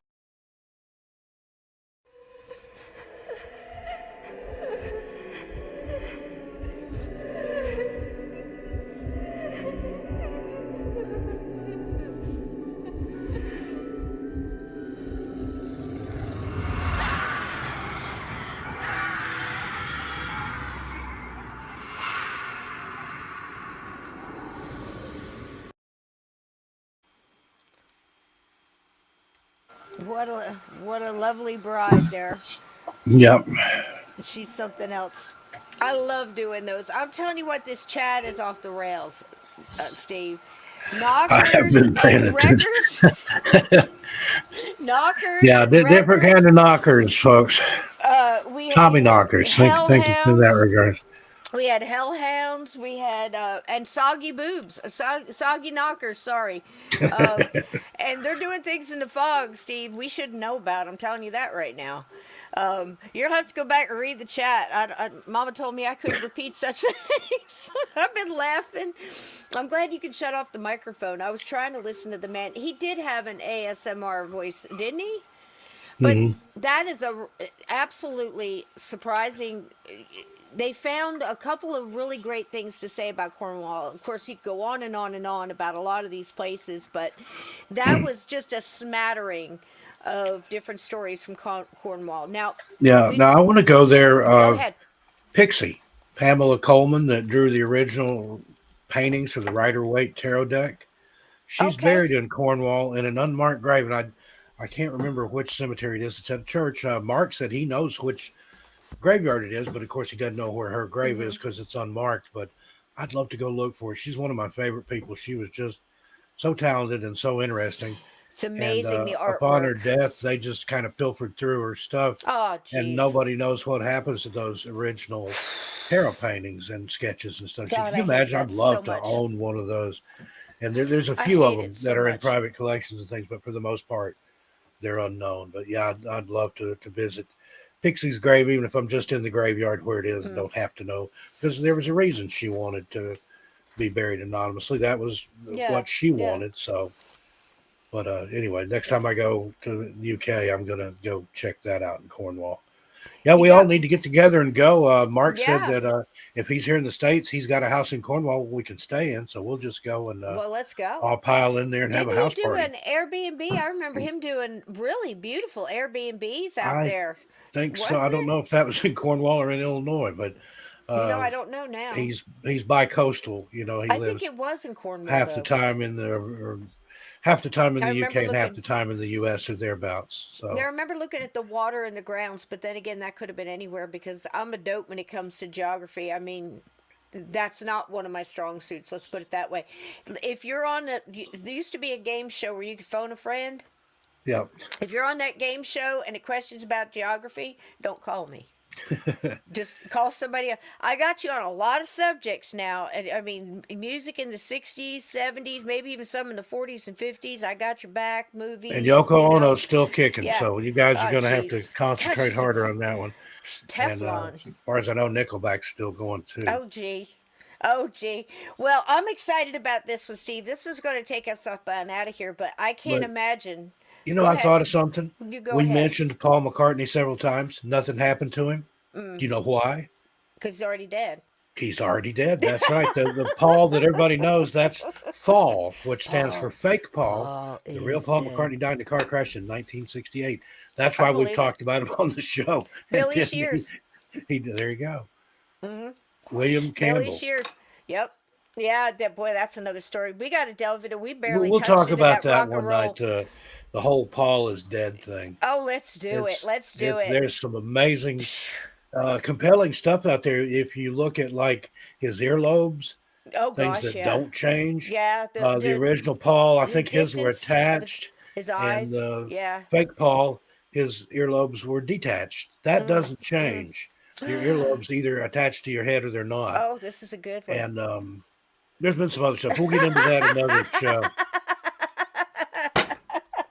Uh-oh, what I missed? Pull the podcast over. Pull the hell over, Sir Brian. I know, honey. I'm sorry. He's gone, honey. He's gone. Well, You the wanna people, know the this. guy they were You replacing know with this. is obviously talented. Yeah. I'm It's just I'm you not a like big him. Beatles fan. I know Ann Palmer wants to choke You me probably because never of that. even saw Paul, for real. They were the original boy band. They had the same haircut, the same suits. They're a boy band. Now I like Paul as an individual. I like John. I like them all as individuals. I've met Ringo before. He used to shop at a place in East Tennessee called Ciderville Music, You wanna which at tell- that time David West, that owns that shop, was the #1 dealer of Martin guitars in the country. Yeah. Well, I was in there one time with my brother, and there's a tour bus parked out front. We go inside. There's Ringo Starr and his son in there buying. He's buying a guitar for his son. So I met Ringo, met Willie there. A lot of people hang out there. But fake Paul, I like what he did with Wings. I still listen to Wings, but I just Beatles know. might as well listen to the Backstreet Boys or same thing. Yeah. Boy, I'm gonna piss some people Wings. off. I can't even look because I'm looking up. You know who I'm looking up? Who are you looking up? You know I'm looking up Ringo's buddy. I've said it 1,000 times here. Listen to the song "When Ringo Buys a Rifle" Oh, by the see, Dead it's not going to Milkmen. show up. Look at that. It's not going to show up. How shitty is that? Oh, wait, maybe. Oh, there he is. See that? That's my buddy right there. Bernard can tell you a thing or see two it. about It's Ringo. just a glow. Give it a second. It's coming. Oh, Bernard Purdy. See He that? played drums for the Beatles. Yeah. Did you know that? Yeah. That's an absolutely 100% true. He played on the recording. I can tell you honestly, I Also, remember one time they asked John if Ringo was the best drummer in the world? Yeah. And John quipped, "Best drummer in the world? He's not even the best drummer in the Beatles." That's because Paul had to teach Ringo all the drum parts. It's And- so but true. John went on to qualify. We didn't hire him because he was a good drummer. We hired him because he was a good Beatle. Good Beatle. So there you go. Yeah, I mean, there's so many things like that. We just have to realize that all these bands interchanged. I mean, those poor young girls and the wigs and the things that they made them do with their hair that natural hair should never have to do. I'm sorry, Brian. I know. It's I know, okay. and we're sorry It's that he died in okay. 1968, It's but okay. that's them's the breaks. It's okay. But Bernard will tell We'll you talk this. about that in a coming show. But Yeah. some of the evidence is compelling. Yeah. He may not actually be dead. He may just be messed up.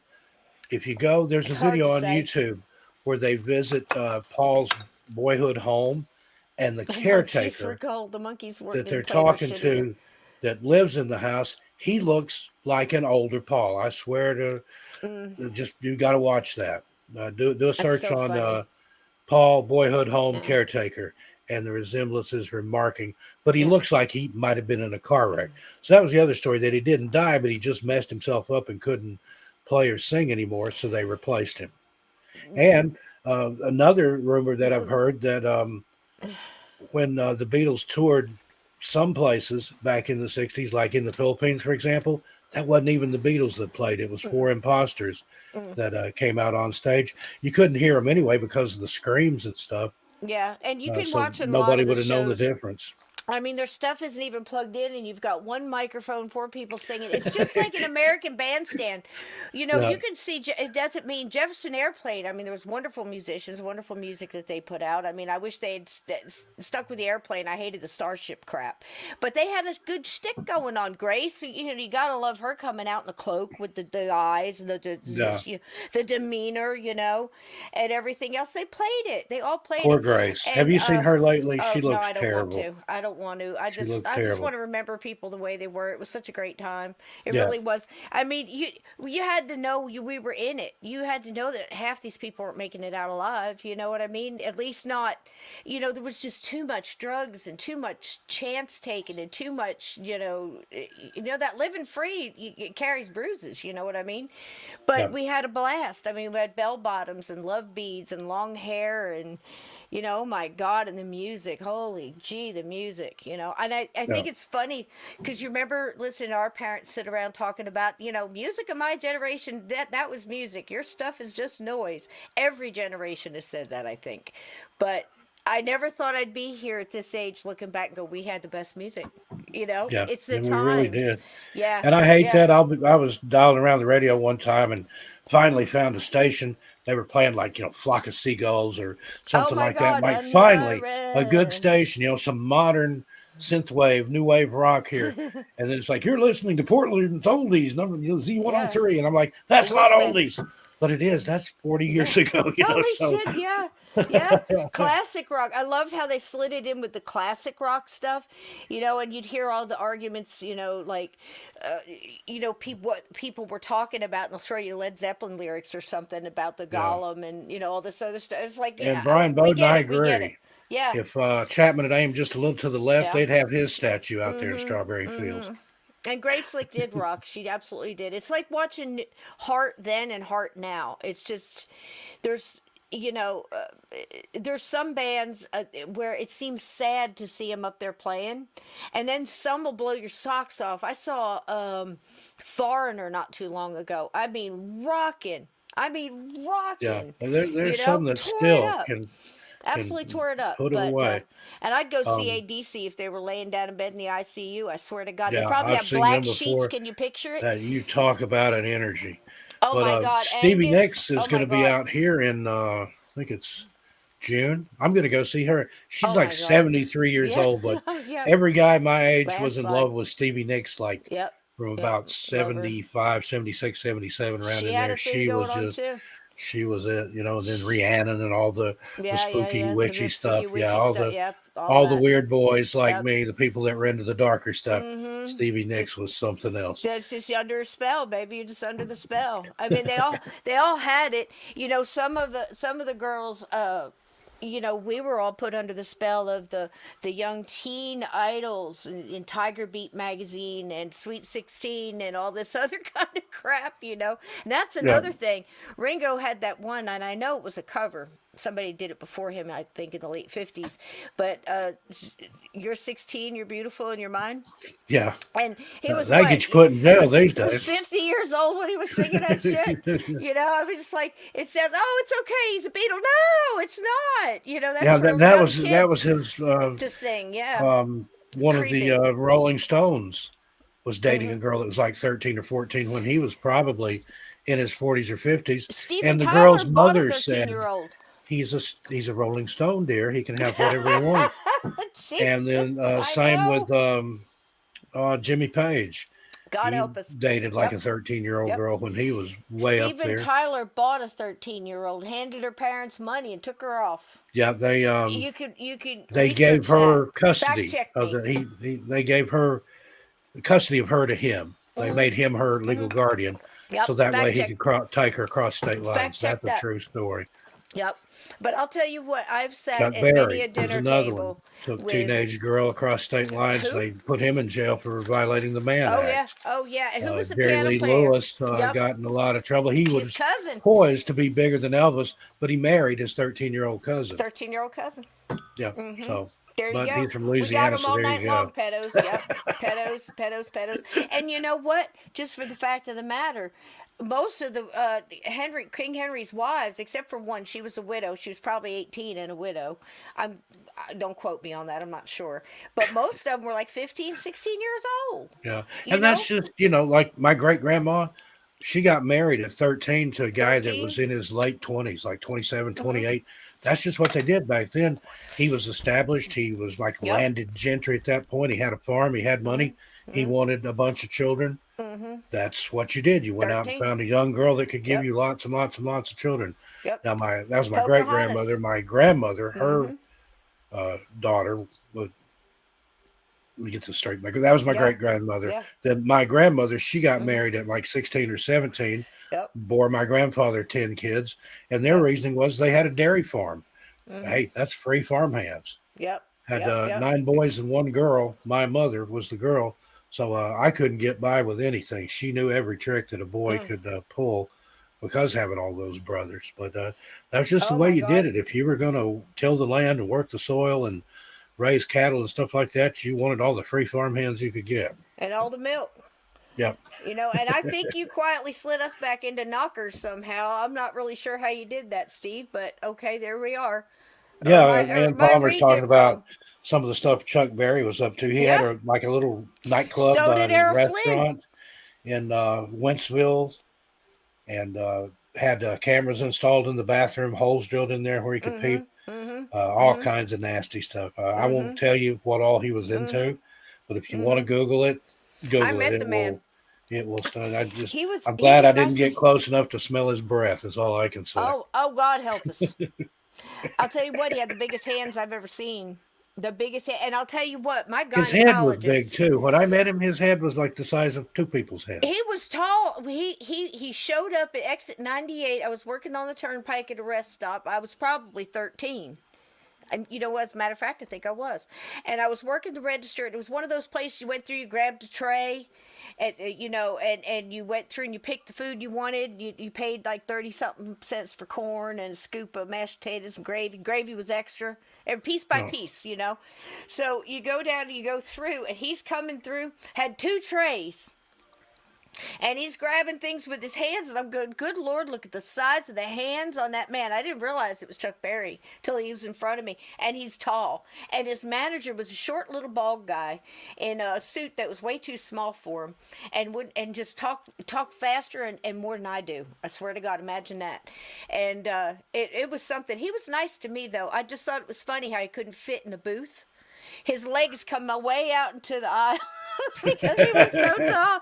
And his hands, he had the whole booth with his hands and his, and this manager just sitting there, kind of greasy little guy, bald and with like 3 pieces of hair that he like combed from one side to the other. It was something else. But anyway, oh, wow, that was fun. But yeah, I'm telling you right now, I know people have their hearts set on, certain musicians and stuff like that. But I've sat and had more than one dinner with Bernard Purdy. He's actually in a band that Mario is in, and I've watched him give drum seminars and teach kids and give seminars on how he played with Aretha Franklin and Michael Jackson and Steely Dan and all this different stuff. And after a while, you just realize people are people and talent is talent, and all of this, a lot of these groups were produced like Hollywood, see? Yeah. And a lot of those bands that people listened to and it was liked made in the up. 60s, it was the Wrecking Crew. If you've ever Glenn seen that Campbell. documentary, watch it. Glenn Campbell's a member of the Wrecking Crew. Yep. Several That very bass talented player lady? musicians. Oh I my can't God. remember her Oh, name. She she's was something else. fantastic. Oh my Wichita God. Lineman, that's one of the most iconic bass lines ever. That was all her. How much But you love that song. like Oh God, what a song. like Crosby, Stills, Nash, and Mamas and the Papas, Oh. and all those groups that people went Yep. gaga over. 95% of that was the Wrecking Crew Wrecking Crew. playing on the album. Yep. And then when you went to see them, it was so loud and the crowd was so out of their heads on whatever substance. It didn't matter that they couldn't play or sing. Right. But there you go. Sorry to burst people's bubbles, but But it's so true. it's all a show. That's Yep, why it's yep. show business. And they It's did a it show. so much that they even have a hard time telling you what songs they played on, because a lot of times they come in and they play a little bit of something, or the bands. Yeah, go they in just and- have charts, Yeah. except for Glenn Campbell. He Yep. didn't read music. He was just natural. Yep. But he said, we didn't know who we're playing for, what for. Play this bass Didn't line. get Dum, credit. dum, dum, They're dum. not listed Yeah. on any No. album in there. It's just And that the way it happens a was lot. done. My brother was a sessions musician in Nashville back in the early 70s, late 60s, early 70s. He played on records with Dolly Parton, Al Green. All these people Yes. never find him on any album. That was the way they liked it. This is These true. people had their touring bands or people who thought, was in the band. And then they had really talented musicians come in and play on the albums to make it sound good. Blue's got it right too. Yep, the Eagles are a backup band for Linda Ronstadt. And you know what I like, Blue, about Linda? Because when Glenn Fry and the boys went up and told her that they were going to cut off and go on their own, she wished them well, and there was zero animosity. She was excited about it. She promoted them, and she always stayed that way. There was, and I always admired that about her, because there was an awful lot of backbiting and cutthroating and stuff like that going on. We all know the stories. But, man, that I was heard nice. a story about her. I heard part of a bootleg. She was playing at the Stone Pony there in New Jersey. Right down the And street. she called a guy up out of the audience to come on and play a couple songs with her. And she called him Little Brucey Springsteen or Little Bruce Springsteen or something like that. Bruce. Before he was a household name. Don't get me had started a on Bruce. record deal or anything, but she called him out of the audience. Don't get me started on Bruce. You know the story. Mario spent the Him and the Bruce on the downtown- roof and the during the riots race with Bruce riot. Springsteen and a bouncer on the roof for 3 days during the civil rights riots, whatever you want to call it, in Asbury Park, where they burned Asbury and Neptune and all the way from one end to the ocean, burn it down. And it was so funny because I was like 8. And I can remember watching the smoke with my mom, and then seeing it from another vantage point and going with my aunt and uncle and everybody. We had a store right there on the block, and it was headed that way. It was like watching a wildfire, the riots coming, And anyway, I got to see it from that vantage point. And right down the block was a man I wouldn't meet for a couple of decades on the roof with Bruce Springsteen and a big 6'8" red-headed Irishman, barefoot in overalls, picked one up under one arm and one up in the other, and ran him up the stairs, and that's where they stayed for 3 days. And didn't while they burned pass Asbury. food up to him from the Italian restaurant downstairs or something Yeah, like through that? the windows, through the Past windows of the windows. apartments, some plates of spaghetti, and under the gunfire and the smoke and the sirens and people being pulled out of cars. What a world, man! What a world! And Ringo's a shitty drummer. I mean, I just, when I hear that, the old stuff, and then you match it up to the early tapes, and you watch things like American Bandstand, you watch these poor guys. I mean, even like somebody like Buffalo Springfield, come out there, and you've got all these young guys that they're going to go off and be Crosby, Stills, Nash and Young, and whatever, go up to Laurel canyon come down something different. I don't know. But anyway, they definitely put out some good music, but they weren't even playing then. They're just all Well, they lip weren't. syncing. Instruments weren't even plugged in, and this is the time before they they're had lip any syncing it. wireless Yeah. stuff like that. If you That's weren't not to plugged say into they an amp, didn't. nobody could Yeah. hear you. They probably played the original song. Those were great musicians that were going to come right out front, I mean, Neil Young and all that. But they did this one, but they just played the 45 record. You could just see them walking in the back door almost with their guitars on their back, handing them a little 45 and a little paper, and a guy in the back with behind the glass and the curtain just puts it on the thing, drops the needle, and they just start moving their mouths, and the people goes crazy. But it was the biggest thing on television. It was huge. And there was times when the bands would troll when they knew they were going to be pantomiming a song like that. They would switch up.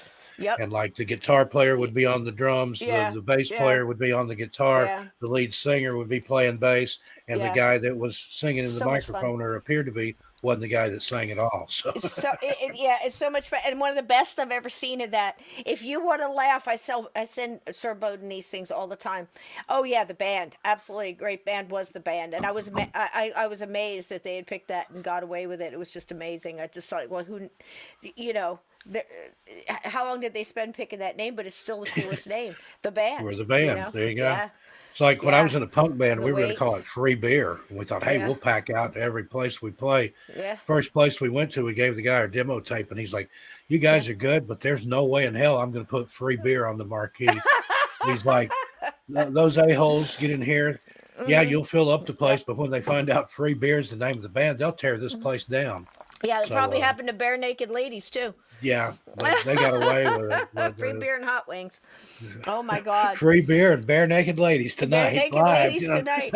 Yeah. It'd be like my family who said there was going to be free beer and pizza at their house over the weekend. Everybody's invited. Oh my God. Oh my God. That was a lesson learned. I'm telling you what. Yeah, that was fun cleaning that one up. So anyway, you want to do some Roman soldiers and I'll get you out of here? Yeah. How did we get off? Rock and roll, boy. You can go off in so many rock different and roll rabbit holes. soldiers, road soldiers. That's my gosh. Some of those bands are like roving troops, and it becomes almost like a gang. How many backstages and road cases, and I was backstage with bands. You walk by it, everything is black road cases, and they stencil their name on the band. Sometimes it says equipment, sometimes it's whatever, but the band logo is going to be really badly spray painted on there with a cutout, so it all looks the same. And I go by this one band, I won't tell you who it was, and it was like band equipment, drugs, liquor, and it was stenciled on the same way. It was kind of funny. But yeah, those old backstage passes, the ones that you can peel, that were like peel, material stick you it put on your had thigh. to put it on your jeans. Put it on your jeans, on your thigh, man. You weren't cool enough to have a laminate to wear around your neck. But if you Right. got one of those to put on your pants, Man. you were the shit. I've God, I had wish I'd a saved lot of those. those. Yeah, tell me. If But those once could you talk, peeled them off, they wouldn't they stick look to like shit. anything. You They had to stretched. sacrifice and the jeans. They You were had to, made out of some kind of like real thin cloth with Oh, an my adhesive God. on one side. Yeah, but they looked cool going on. Boy, I'll tell you what, that was something else. Days of Jack Daniels, and oh gosh, I better shut up now. Oh my goodness. All right, so how about Harry and the Roman Soldiers? What do you think, Steve? This is one of our Sounds like very a good favorites. band name.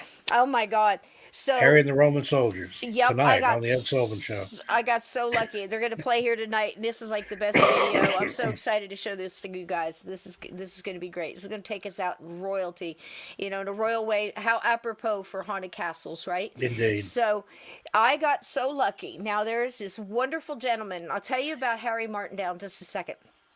But there's this wonderful gentleman that was a friend of Harry's and became friends over this occurrence and Harry's experience. And he kind of took over as the tour guide at the treasure house. And what happened, I won't tell you the whole story, but basically this experience happened to Harry Martindale when he was an 18-year-old plumber apprentice.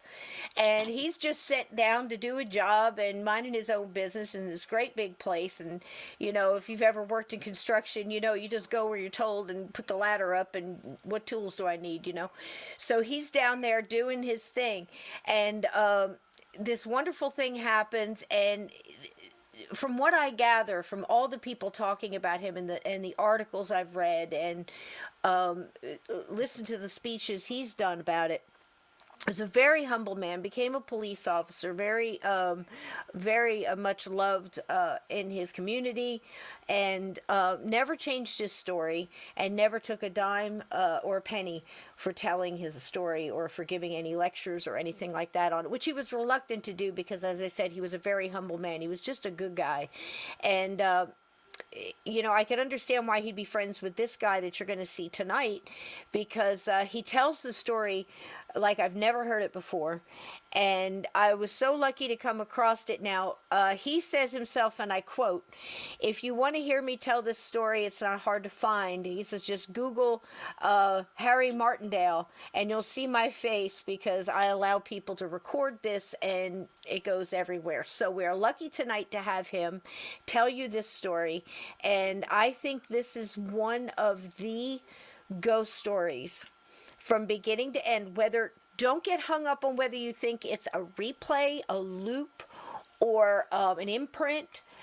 Just listen to the detail and the miracle of the whole thing.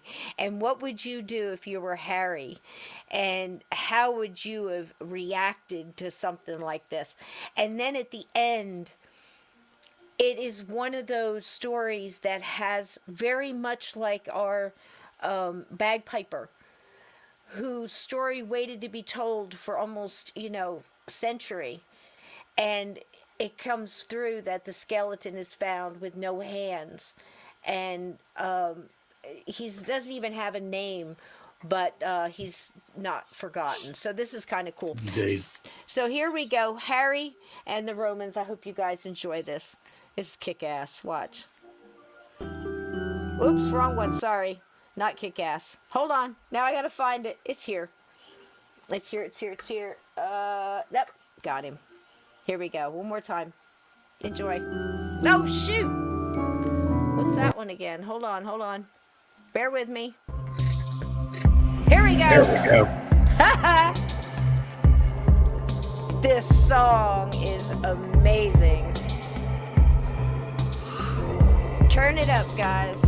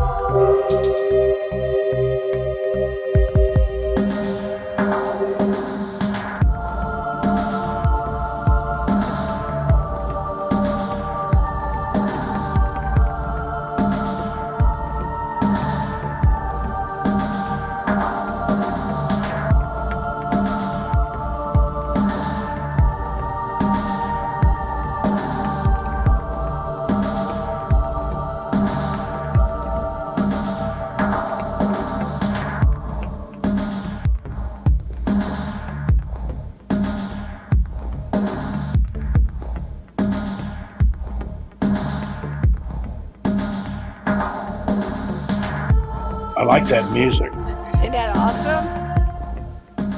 Journey through thought. Well, it begins on the morning of February the 22nd, 1953, when the National Trust that now owned the house decided to have the heating system Frank had put in taken out and replaced by a new one. So we have this team of heating engineers and plumbers busy working in the house, and on this morning the most junior member of the team, Harry Martingale, who's an 18-year-old apprentice plumber at the time, is sent down here to the cellars to work entirely on his own. What a lucky guy. Well, the job he'd been given was fairly straightforward, just to knock a hole through the ceiling for a pipe to run through.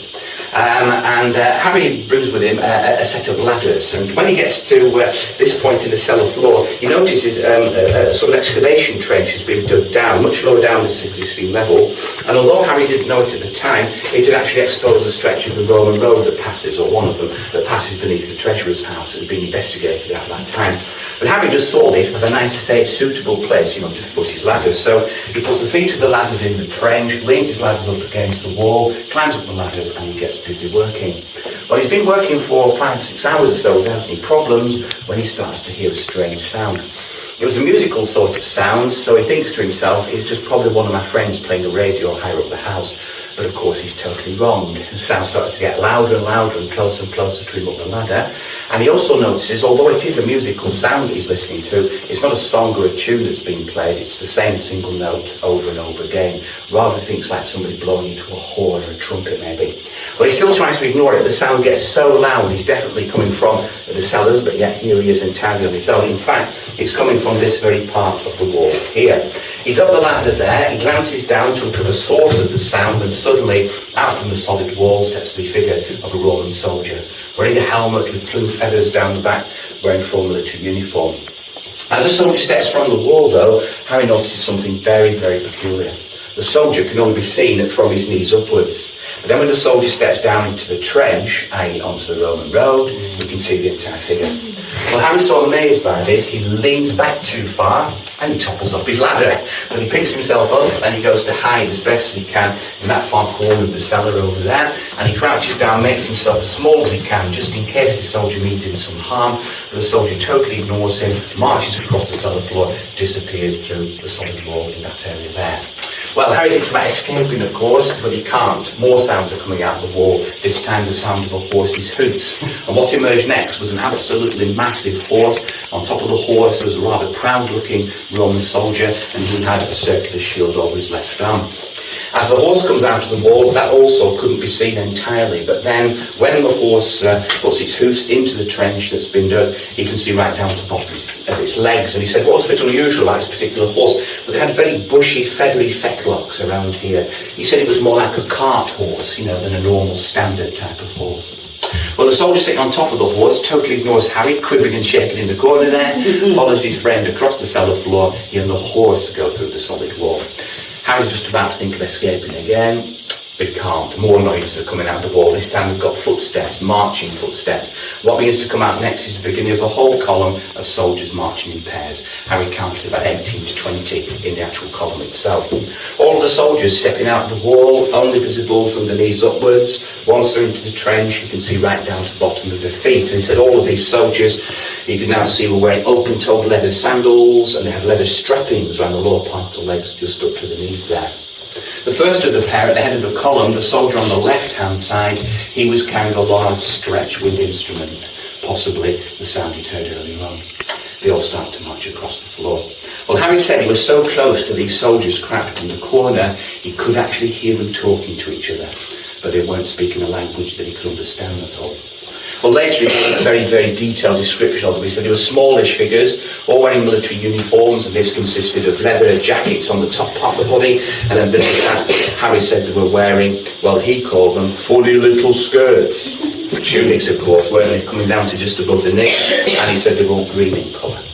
All of the soldiers were armed. 2 or 3 were carrying spears, but most of them just had short little swords that were wearing holsters on the right-hand side of their body. All in all, having said these soldiers, and again the phrase that he used was, didn't give a very good impression of themselves. Now what he meant by that is they certainly weren't marching proudly across the cellar floor. Harry said these soldiers were trudging along very slowly, they looked quite sad figures. Also he said these were scruffy soldiers, quite a number had mud splattered all over their legs and parts of the uniform. Quite a number of them hadn't shaved for several days, you could see the stubble clearly on their faces. And it was as though they'd been out on an expedition, perhaps that lasted for several days, days maybe hadn't worked out as well as they were hoping, so here they were trudging back to their sleeping quarters. Well, as the first pairs of the column itself began to go through the solid wall, there was one other thing that absolutely staggered Harry. And that was that not a single one of these soldiers reacted to him in the corner. Not a single one of them even looked at him. And the reason Harry was so amazed by this is because he said, these soldiers, they weren't ghost soldiers. They weren't transparent figures. They weren't sort of willowy, wispy, foggy type figures you tend to think of when somebody says, I've seen a ghost. He said these soldiers were totally solid and real. He said they were so lifelike, he was sure that if he knelt up in that corner and stretched out as far as he could with his arm, he could have touched the soldiers that were nearest to him. But he was far too scared to do that, of course. But when the last pairs of the column had gone through the wall and the footsteps and the voices got fainter and fainter and fainter, Harry makes a run for it, picks himself up, sprints across the cellar, dashes up the first tunnel, rushes up the second one, scrambles up the steps that you came down, and he plonked himself on the top step up there. He was shaking like a leaf, absolutely terrified. Well, the old warden who's in charge of the house at this time sees Harry sitting there. He knows, obviously, something very serious has happened, so he walks over to him, and before Harry has a chance to say a single word about what he'd seen, the warden leans over him and he said, by the looks of you, my lad, I think you've seen them Roman soldiers. Because the warden had seen the exact same soldiers here the previous year, but never told anyone. Well, Harry Martingale went on immediate sick leave, and he never works as a plumber for the rest of his life. That's the last he sees of any soldiers. But 4 years later, in 1957, we get more amazing sightings here. The keeper of the house by that time, the warden, was a lady called Joan Mawson, and her job was to unlock all the rooms first thing in the morning, including coming down to the boiler room. Well, Joan was a very proud owner of 2 little Yorkshire Terrier dogs, and they were allowed to run everywhere with her throughout this house. But on this morning, as soon as she opened the top door, her dogs dashed down the first tunnel and disappeared up the second tunnel. As Joan starts to walk down the first tunnel, she says she then starts to hear her dogs. She said they started making the most horrible sound she'd ever heard, a mixture of howls and snarling. She came on the second tunnel to investigate, got to the opening then and looked through, and said she saw that her dogs were watching a column of 18 to 20 Roman soldiers wearing green tunics, quite a number splattered with mud, she said, walking in pairs across the cellar floor, disappeared through the wall. 2 months later, she has a second sighting. In the boiler room itself, hears noises in here. Her first reaction has been a break-in. Comes to go on the second tunnel to investigate. Gets to the opening there, looks through, again said she saw 18 to 20 soldiers, similar to the one she'd seen on the first sighting. But this time, each of the soldiers was leading a horse by its reins across the cellar floor. She said quite a few of the horses were splattered with mud, she noticed, and they disappeared one by one through the wall. And then in December 57, she has a third and last ever sighting. Walking down the first tunnel to get to the boiler room, she hears noises in here that obviously should not have been. She comes along the second tunnel. She gets to the opening. She looks through. She says she swore blind. She saw the exact same soldiers she'd seen on the second sighting, but this time all mounted on their horses, but all slumped forward, clinging onto their horses' necks as though they were either fast asleep or completely and utterly worn out. And Joan said he looked to her as though it was the horses that were having to take the poor soldiers back to the quarters, and they disappear one by one through the wall. Well, that's the last ever sighting of any soldiers in the house, you'll be pleased to know. But what about Harry Martingale? Well, Harry kept quiet about what he'd seen for many, many, many, many months. He doesn't think anybody's going to believe him anyway, but because he's on sick leave, his friends are pestering him all the time. Why are you not at work, Harry lad? Have you done your back in? I'm not going back to work. Get back to work, Harry lad, you'll lose your job. I don't care about my job. And he was sad. But then to shut his friends up, he chooses a small group of his very, very closest friends, and he decides to tell them exactly what's happened, and he tries to make them promise not to tell anybody else. Too good a story, they tell their friends who tell their friends who tell them, and it gets into newspapers. Well, Harry's then interviewed by a whole team of experts on the Roman fort, on Roman military history, and he's quizzed about some of the details he gave, which were a little bit baffling. Was he certain that one of the soldiers was carrying a circular and not the more normal rectangular shaped shields Roman soldiers usually carry? No, Harry said, of course I could tell the shape of that shield. Definitely a circular shield, a big one, and it had a big raised hubs thing in the centre there. And what about these tunics, Harry, these skirts? You said they were green in colour, but it was a bit dark down here. Could you not have been mistaken in the light? Could they not have been red tunics those soldiers were wearing? Again, as was more known. No, Harry said it was a bit dark down here, but I could see the colour. Definitely green tunics and quite a few splattered with mud there. What about these swords? You said they had their swords on their right-hand side. Sure, it's on that side, on the left-hand side where they had the swords. No, Harry said, it was the side closest to me. I was crouched in that corner, definitely on the right-hand side. Well, the first people who talked to him don't believe a word he says, of course, because his description of these soldiers is complete and utter nonsense. But as a consequence of the great archaeological digs undertaken in the city in the 1990s, through into the 2000s, still ongoing, we've uncovered a whole mass of materials from the fort itself, and those materials are there for you to see in the Yorkshire Museum, in the Museum Gardens if you wish to. And we now know more than we've ever done about those reserve troops left to run the fort as the regulars have headed off back to try to defend Rome.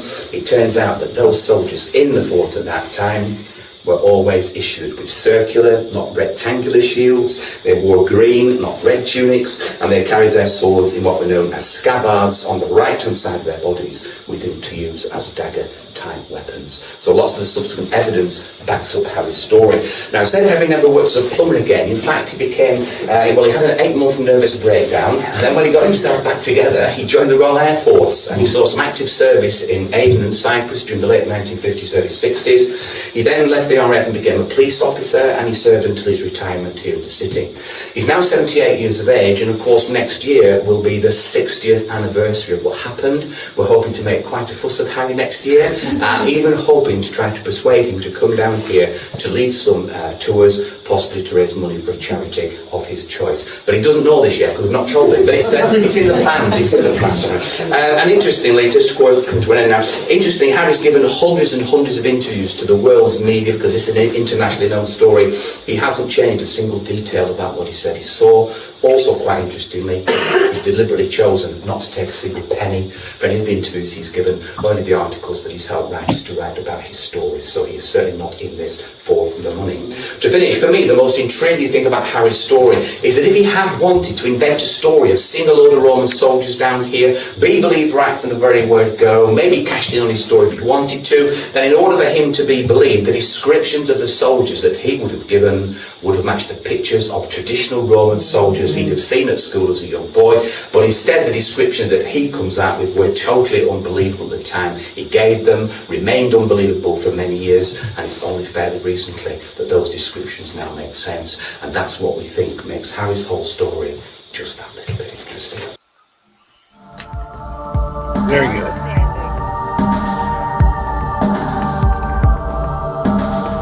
And that one really supports the stone tape theory because of the rock that the basement's made out of there.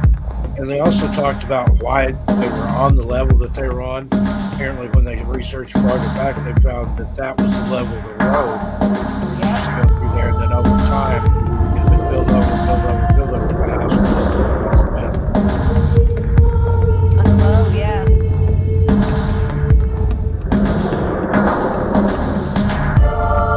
Love the gated reverb on those drums.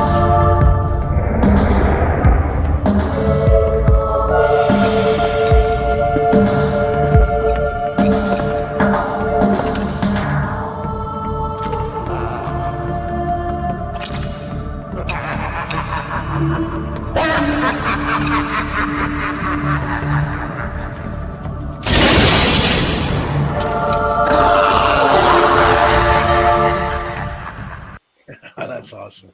There you go, guys.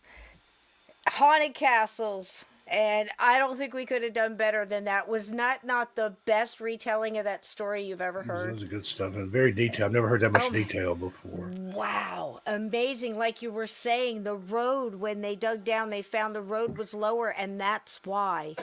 They only saw him from the knees down until they got to that point of the road. It's amazing.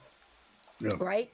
And then you heard that the other lady saw the same thing, and other people came out and said they saw it. And he stuck to his story, and then he finds out decades later that the uniform that he was ridiculed for 40 some years was the exact uniform that they would have worn because they were auxiliaries. Exactly. Amazing. So if that doesn't do it for you, make you at least think that ghosts, could possibly exist. There's something out there. Things do go bump in the night. I don't know what will. How about you, Steve? Yeah, absolutely. And I'm glad you like the song. Kevin MacLeod does it again. Yeah, he does some great stuff. I mean, unbelievable. I was so lucky to find that, and they just really put a nice ending on this whole Haunted Castle weekend. And I'm so glad you could be here for this part of it with me, Steve. Thanks Weekend, it's Tuesday. It's a weekend for me. It seems so. Or no, funny. it's Monday. It's not. Hell, I'm the day Is it behind. Monday? Is it It's Monday? Monday. Yeah, still, That's it's even a worse 3-day than weekend. Tuesday. It's a 3-day weekend. I know. There I you know. go. We found a way to make Mondays better, Steve. Hey, every day's Friday or Monday for me. I'm here all the time, and I love I'm either Monday busy, or doing nothing. So thank you so much, Gray. I enjoyed doing that for you. I've been saving that one guy, and I said, man, with this music, Kevin just inspired me. So I said, I'm going all out. I'm ready to break out my electronic drum Have thing fun. there and see if I can put some gated reverb on there and get that kind of. Yep. That all sounds awesome. Yep. And, a couple of the other was Yonder Hill and Dale. And, I posted all through the videos and stuff. We got real lucky with the music. And, it's nice. We went away for a little while. We looked at royalty. We looked at, I've decided wholeheartedly I don't want to be a princess or a queen or a king or any of that old mess. I don't want to be a peasant either. And I certainly don't want to be the latrine guy. But, some of those jobs those people had, I don't care how much beer you gave me. I found out your unlimited beer if you turn in the spit in King Henry's fire pit there roasting chickens. But I don't think all the beer in the world would make that job doable. But I guess you had to do it or die, or you got your head chopped off, Steve. Yep. And Had then to you do become what a you ghost. had to do. That somebody will talk about you on a podcast, 500 years later. So there you go. There wasn't a lot of room for error. I read a story one time about a court jester that was, I think he was juggling fruit or something, and he dropped one of an apple or whatever he was dropping. Oh, wow. And the king laughed and said, "Oh, very funny." Off with his head. Took the guy, chopped his head off because he was juggling and messed up. And even the king laughed because, oh, that's funny. But, yeah. See you later. Yeah, I mean, It's kind of sucked. It's like, no, really, I meant to drop it. I knew you'd laugh. Nope, too late now. You can't trust anybody. Everybody wanted to kill you. Everybody wanted your position. The poor kids. I mean, I think we probably, do more of this down the line because there's just so many castles and so many and places. A lot of times it was some lesser in the royal family, like a distant cousin or a nephew or something like that plotted to poison and take over, or a brother. A brother against brother. One brother was about to succeed to the throne. Well, the other brother would come in and kill him or make sure he disappeared. And that's not just the big. Like the lesser, the lords and the landed gentry and some of those. It's a big deal to have a title back then. If the bigger the title, the less crap you had to put up with from everybody else. So, especially some of those lower titles, they fought like. Dogs, tooth and nail, to get those things from the appointments from the king or queen. And then the peasants living in the mud, and we've all heard and seen the stories, and oh my God, the baths and not taking baths, and and just we see these movies like Braveheart, and you want to love them, but my God, these people didn't bathe. I'm just saying. I see that. Think about that. The Scots and the Irish, I think, read about. One of their things is they threw dung on each other, when they fought amongst themselves. So it was like a shitty circumstance to me. Oh my God! And just any of the jobs that you were lucky to have, like the chicken plucker. I mean, all day long, plucking chickens, just weird stuff like that. So it doesn't seem very appealing to me, but I'd rather lived in the woods like Robin Hood or something like that. I think that there you go. Be a highwayman. Yeah, in and a tree steal from house the rich. and give to the poor and all that kind of stuff and hang out with that big bear and the funny hat. Or that wasn't that was a Disney version. That wasn't real life, was it? Oh well, that was a good one. I wrote a poem about that in high school, and my English teacher didn't. It was actually pretty good, but I didn't know. I thought she was going to read it. And she thought she was doing a good thing, and let this be a lesson, a little moral to the story here. And she surprised me by having it published in the front page of the high school newspaper. Surprise! And oh my God, everybody! Oh geez, can you imagine? It was on that Disney and the Robin Hood thing. Oh God, it was crazy memories. Anyway, thank you so much for spending this little trip into haunted castles, and we'll probably do it again down the line. I know we got to hit rock and roll and some cryptids. Yeah, and some we're going other to talk stuff. about fall next time. Nice. FAUL. Fake FAUL. Paul. Wow. Fake Paul. Fake Paul. Yep. Fake Paul. Okay. We'll see what we can pull up. You never know what we're going to find and what we're going to pull out on Monday Madness. What do you got coming on this week, Steve? Let's see. What's today? Monday, Tuesday, tomorrow night. Sandy and I are going to be live on 13 past midnight. Tomorrow I don't night. know Okay, what good. we're talking on there, but we're going to What time? go probably around 8 p.m. Eastern, like this show, 5 p.m. Pacific. We'll be on for Excellent. at least an hour. Just Send her my catching love. everybody up. I've got some announcements and stuff to make. Uh-oh. Some things I'm going to be up to in the very near future, and I'm hoping people can come out and see me. I'll make an official announcement tomorrow night. So come and join us on Absolutely. 13 past midnight. Got new videos coming out on 13 past midnight. I've got a bunch in the You're pipeline. I don't know what order they're coming out in or who's doing them. So I got, in addition to Bill, I've got a couple of editors over there now. We've got a whole staff of people working on stuff, but It's amazing. stuff's coming soon. Got some books coming talent. out soon. Sandy and I are almost finished with Spirited Away, the missing, murdered indigenous of North America. And we've got videos on that. The third video in that series is about to come out. I've got a ghost story book coming out sometime soon, maybe two of them. Uh-oh. So stay tuned. We got some big announcements coming up tomorrow night. Absolutely. Looking forward to it, sweetie. It's been another great night, man. You know, and we didn't even scratch the surface. I mean, there's so many stories. I want to tell the story about Richard V, Henry V, and I've got some more Richard. videos about Britain's most haunted places that I produced and wrote and I gotta put pull together. that up. Tanya narrated them, and we put them on Unicorp's Tales. And you sent me all of those in the I email? just sent you Anne Boleyn, but I will get the other two. I can't remember who they are right off the top of my head. Got a whole series planned out. Just Tanya had had to take a life break for a little while. She's just now kind of getting back in the swing of things. Love So her. hopefully Love her. that series will continue. And what better person to narrate, stuff about Britain's most haunted than an actual British citizen. So she did a good job on those. Absolutely. She And, did a wonderful story. I love that comic book one you guys did with her Yeah, grandmother. about the her story. grandmother. Oh, I Yeah. love that one. Oh, gosh, yeah. You did such a wonderful job on that. It's so funny. Steve and I are always trying to work on, different little things here and there, and how to do it. And I'm always asking him because I always get stuck. And, him and Brian and some others help me through. But, it's been quite the journey with you, buddy. Yeah, indeed. And that one, the first episode of Britain's Most Haunted Places, that's one of my favorite editing jobs that I've ever done. I like the way it's produced. I like the way it turned out. Wait. It looks so professional. I wouldn't even believe I did it if I didn't know that. That's so cool. That's so cool. Yeah, I like some of the stuff that I do too. I mean, I absolutely love these ghosts and and everything and working with them. I think the one out of all this, the last one and the one with the horse in it with the carriage going up the stairs. I don't know if you saw that last night or not, but I dropped it on my channel. It was like a little appetizer of all the different haunted castles. Had the elemental. I didn't even get to really get onto that one in Lep Castle and Countess Agnes and and her ghost and so many wonderful stories. So we'll definitely touch on this stuff again. It's like I said, you can go on forever. I've got to tell the one about the nephews. Another video and I the did. Ravens It's for sure. Yeah. in the area. It's near Cornwall, a little village called Bude. I don't know if I'm saying that right, Bude.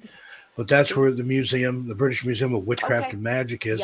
Made a video about that. I'll send you that one too. Oh wow, that'll be great. The next all British, whatever. Maybe we'll do that next Monday and just play those and have Well, fun yeah, with and that. then fall, that kind of like Paul, that fits in. Yep, that fits right in Britain. there. So Yep. just more UK tomfoolery. Now you know where that word comes from. Tomfoolery. We're gonna We did that on one felt swoop with saggy knockers and all.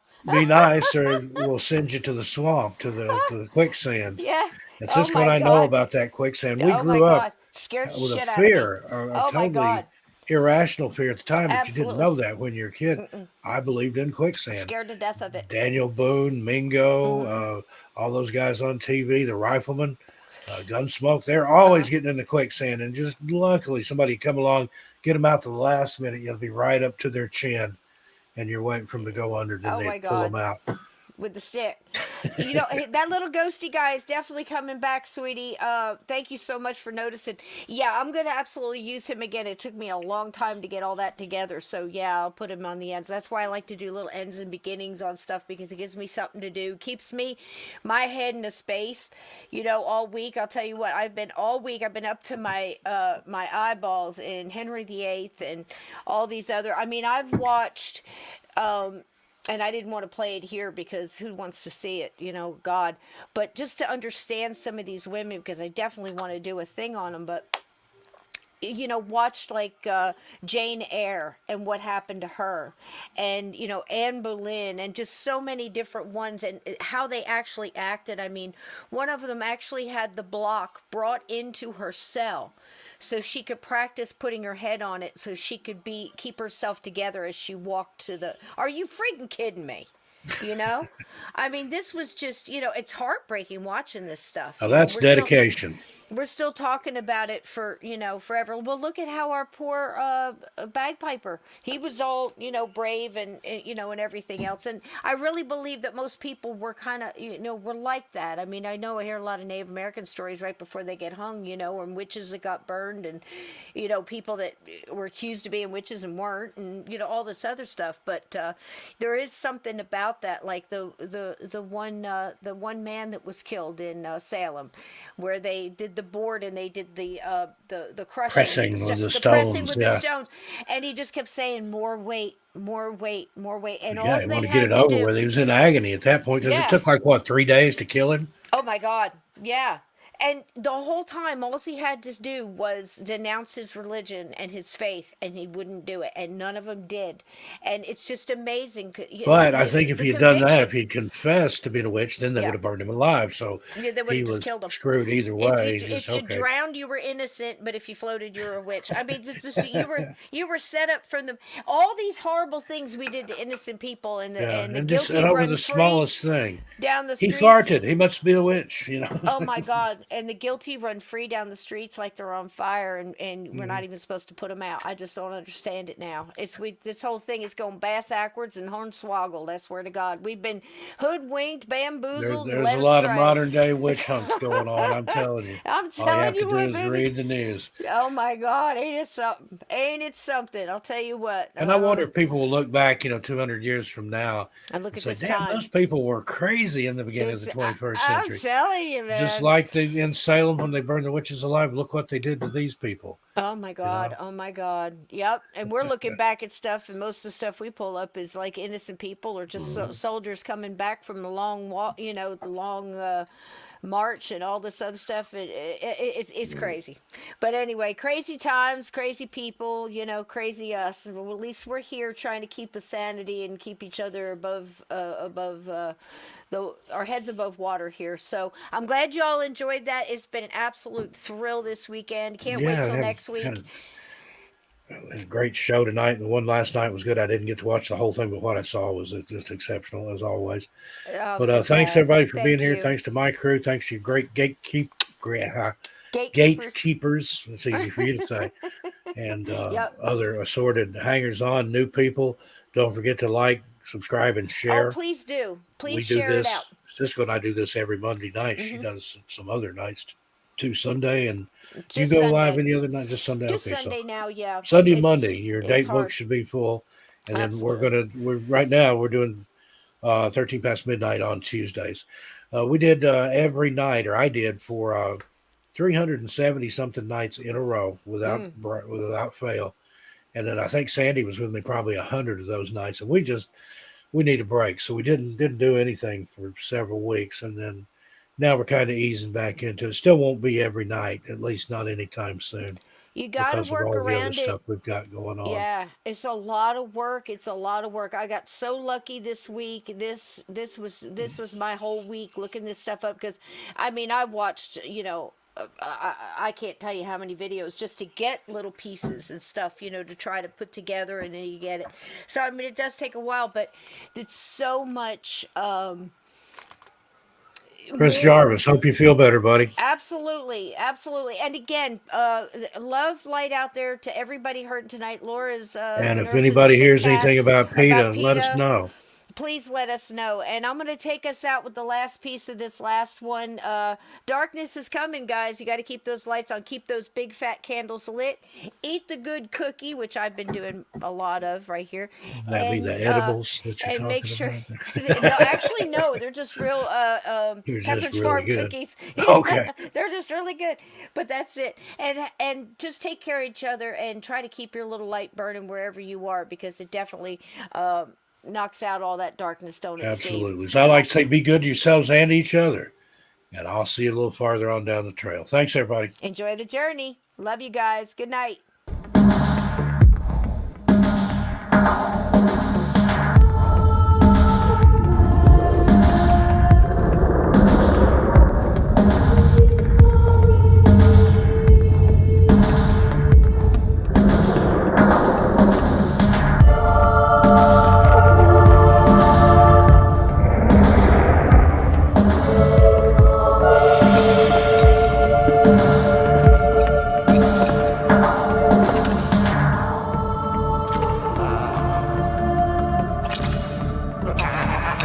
Ha ha ha ha ha!